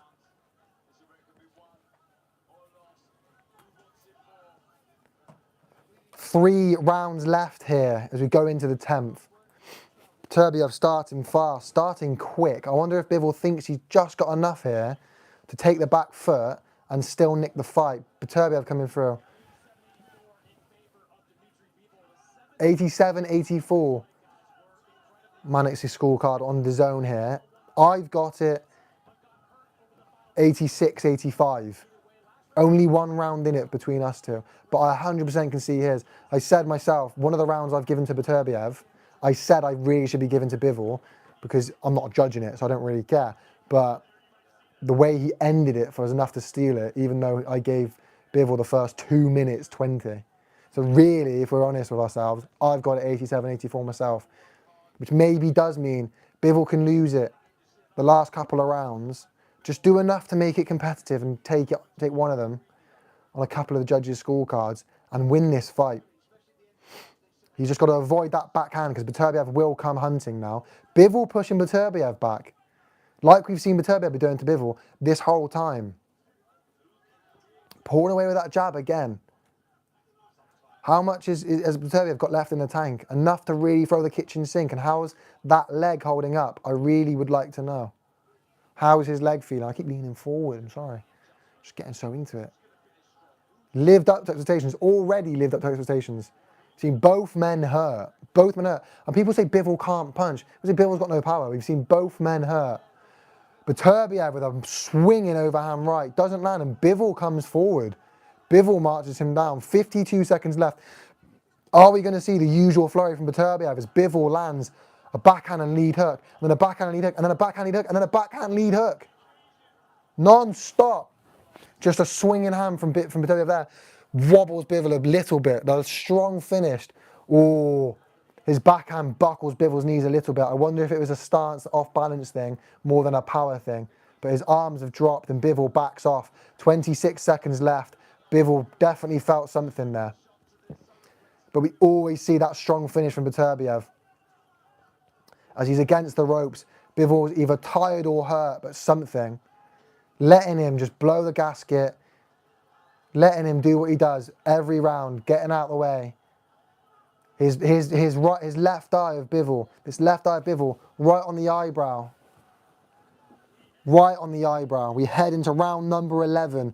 Again, for me, a Bivol round. Just had an answer for everything there.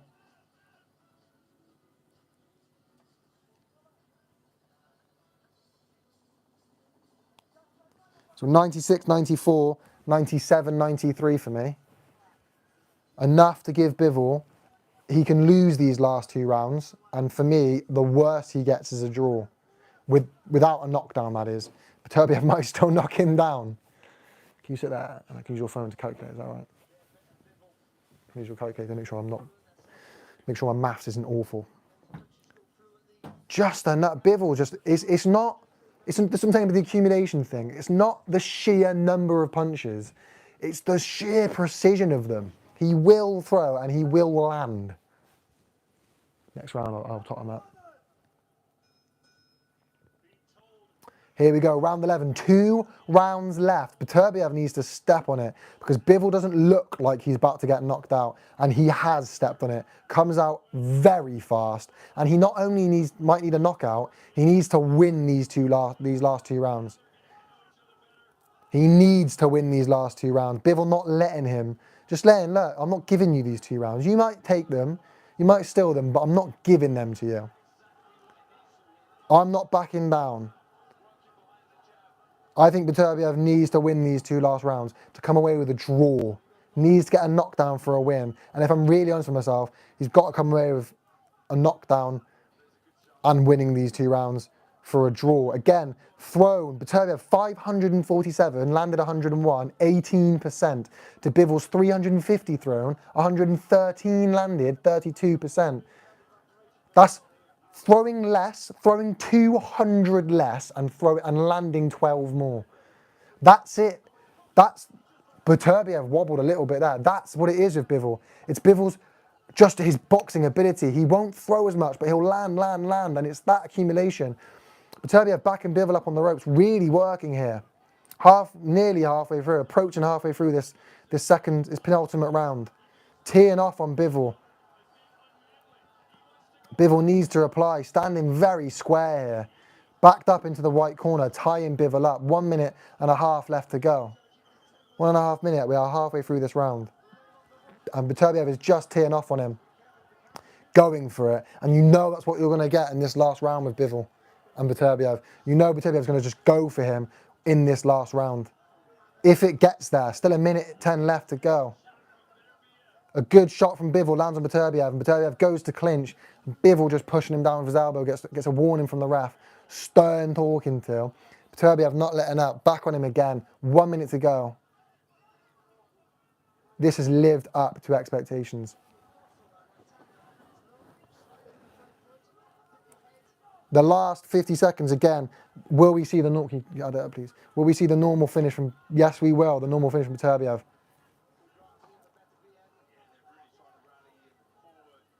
Is it enough though? If he can't get a knockdown, is it enough to steal the fight? He's definitely won this 11th round. No matter what Bivol does here, Beterbiev has won this 11th round. Bivol just closing up, raising that guard, and just standing off him. Beterbiev teeing off. Bivol can't get hit like this, not by Beterbiev. You have to do something, Bivol. You can't get hit like this. Trying to swing back. There it is, a 1 and a 2. Beterbiev now the better mover all of a sudden. Bivol going for the last 10 seconds.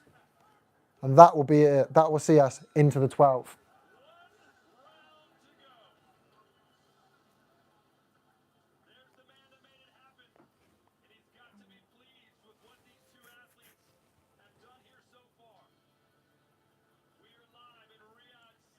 Becca, can I have my phone, please? Yeah, I'm just doing. Strong Beterbiev round. That was I just like that the whole time. He needed that round and he got it. That makes it for me 105 to 104. 105 to 104, 106 to 103. I think that's right. Double check. Is that right? Yeah, you are. But I haven't done the second one. Okay. For me, 105 to 104. Really 106 to 103. So Beterbiev, for me, needs a couple of knockdowns or a knockdown and a round to draw or a knockout. And Bivol needs to survive. If Bivol can win this round, it's a win. For me, it's a win. At worst, if he wins it, it's a win. But at worst, a draw. Beterbiev, this is going to be 3 minutes of hell for Bivol. Beterbiev not let enough. Bivol hit him with a couple of flurries. 104 to 105 for Chris Mannix as well. Beterbiev with a looping overhand right that does land. Going to be 3 minutes of absolute hell here for Beterbiev. Can he get through? And if he does, is it going to be a draw? Or will Beterbiev have just done enough on a couple of the judges' scorecards to get the win? Or do they see it the other way around? Maybe they have Beterbiev ahead. This has been a close fight. Bivol needs to just have 2 minutes here to get through. A couple of good combinations there. Beterbiev backing up Bivol with the flurry, trying to get this last round. If Bivol can get this last round, for me, he secures the fight. But a good start from Beterbiev in that first minute. Good flurry of punches from Bivol there. Wants this middle minute. Knows Beterbiev got the first minute. Bivol trying to get the second minute. Needs to survive, needs to get through without Beterbiev just cracking him as we approach the midpoint of this fight, this round rather. Here we are, the midpoint of this round. The midpoint of this round. 1.5 minutes left. A good couple of punches land from Bivol. Just boxing round the ring. Beterbiev does catch Bivol twice there. Makes Bivol back off. Bivol stands in the middle of the ring though, gets his feet back. 1 minute to go nearly. And Beterbiev catches Bivol yet again.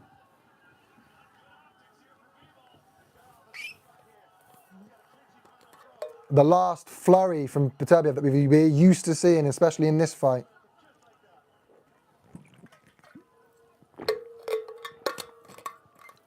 "40 seconds left. Might go the distance. 35. We are counting down the seconds. Beterbiev running out of time. To lose that perfect record, that perfect streak, even if he wins. I don't think he'll care too much, to be fair. If he wins, he's undisputed champion. 20 seconds and we are counting down. 15 to go. It's never too late. A strong flurry from Bivol there. 10 seconds to go. This will go the distance. This will go the distance. Beterbiev going for it. Told to stop boxing. Doesn't stop. And it goes the distance. The first ever time in Beterbiev's career. Oh, that last fight, I'm going to go, last round. I want to go at 10-10. That last round was unbelievable. I want to go at 10-10.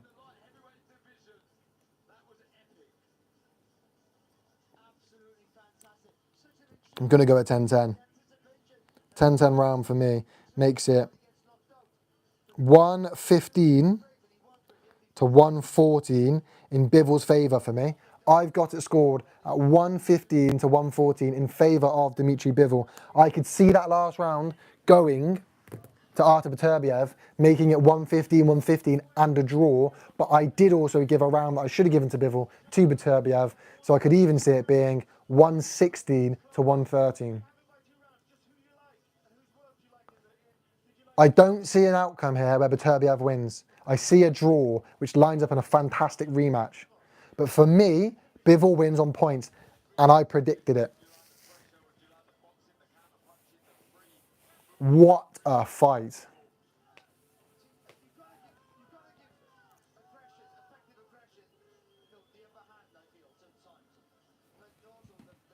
I think Beterbiev, the best Beterbiev, it was a very close fight, a lot of close rounds. So I wouldn't be mad if with a Beterbiev win here.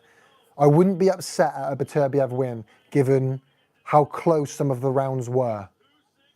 Don't make them, make the mistake. I wouldn't be upset with Beterbiev win. But for me, the best Beterbiev gets here is a draw. I have it by 1 or 2 rounds to Bivol.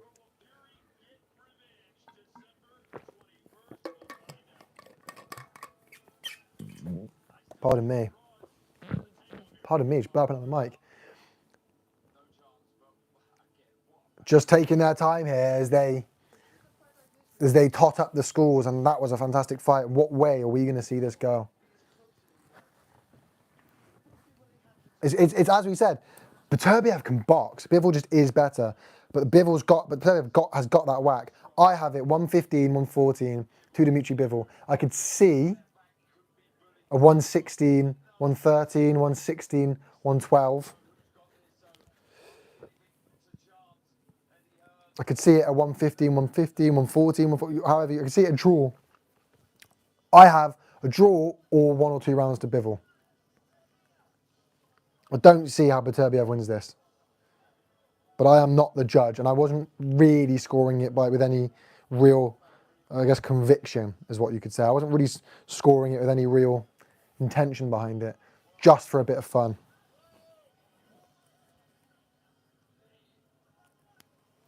Taking their time here, it was that closer fight. You just see how long it's taken. Here we are.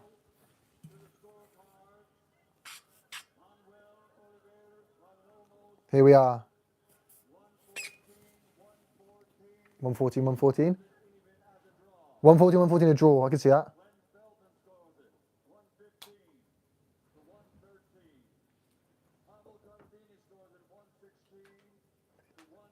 150, 130, 160, 112. It's got to be Bivol. Surely Bivol.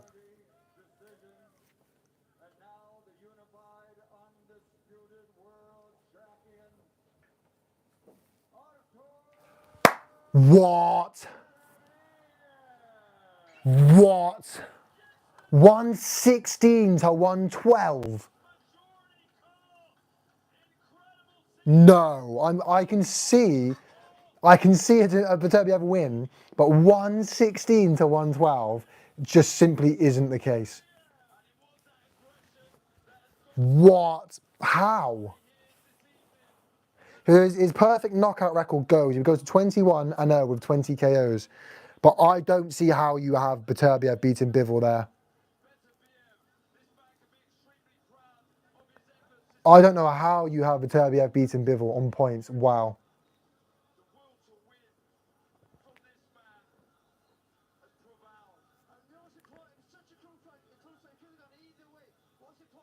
No, I don't think that's fair. I don't mind a Beterbiev win, but 116 to 112. 115 to 113, okay.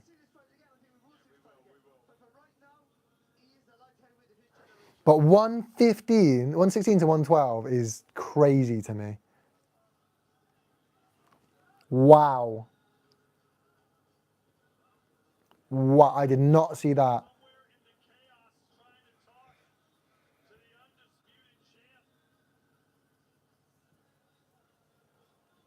I'm a bit lost for words. Gobsmacked here.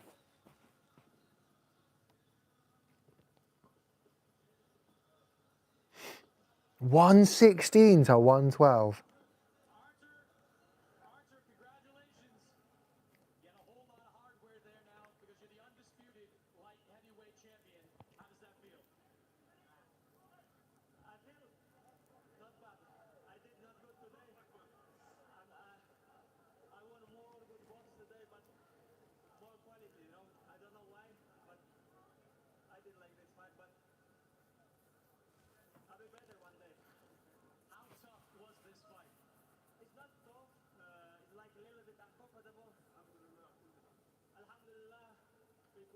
It's not tough, it's a little bit uncomfortable. But you lost the fight.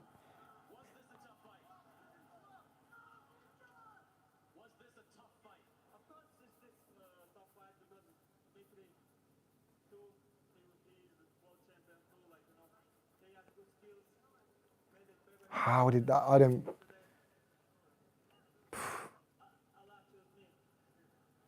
3 rounds, it looked like Bivol was winning those early rounds. What adjustments did you make? Crazy. What changes did you make during the fight? During the fight, we always try to change something, but maybe I want to punch him.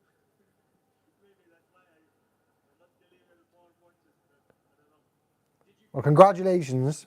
Congratulations to Artur Beterbiev, the undisputed light heavyweight king. Goes down in history as one of the best to have ever done it. For me, he lost the fight. I wasn't a real judge. I wasn't judging it with any real conviction. I was just a neutral, and what a fight it was. How it lived up to expectations. What a card. What a card. What a card with stunning shocks, with not really any upsets, but shocks across the board. Amazing performances, amazing fights. What a card, capped off with a fight that really lived up to expectations. Well done to Artur Beterbiev. A deserved winner, a fantastic champion, and I wish him all the best. People, thank you so much for watching. Thank you for tuning in if you did. Make sure you leave a like, a comment, subscribe if you know how YouTube works. Peace.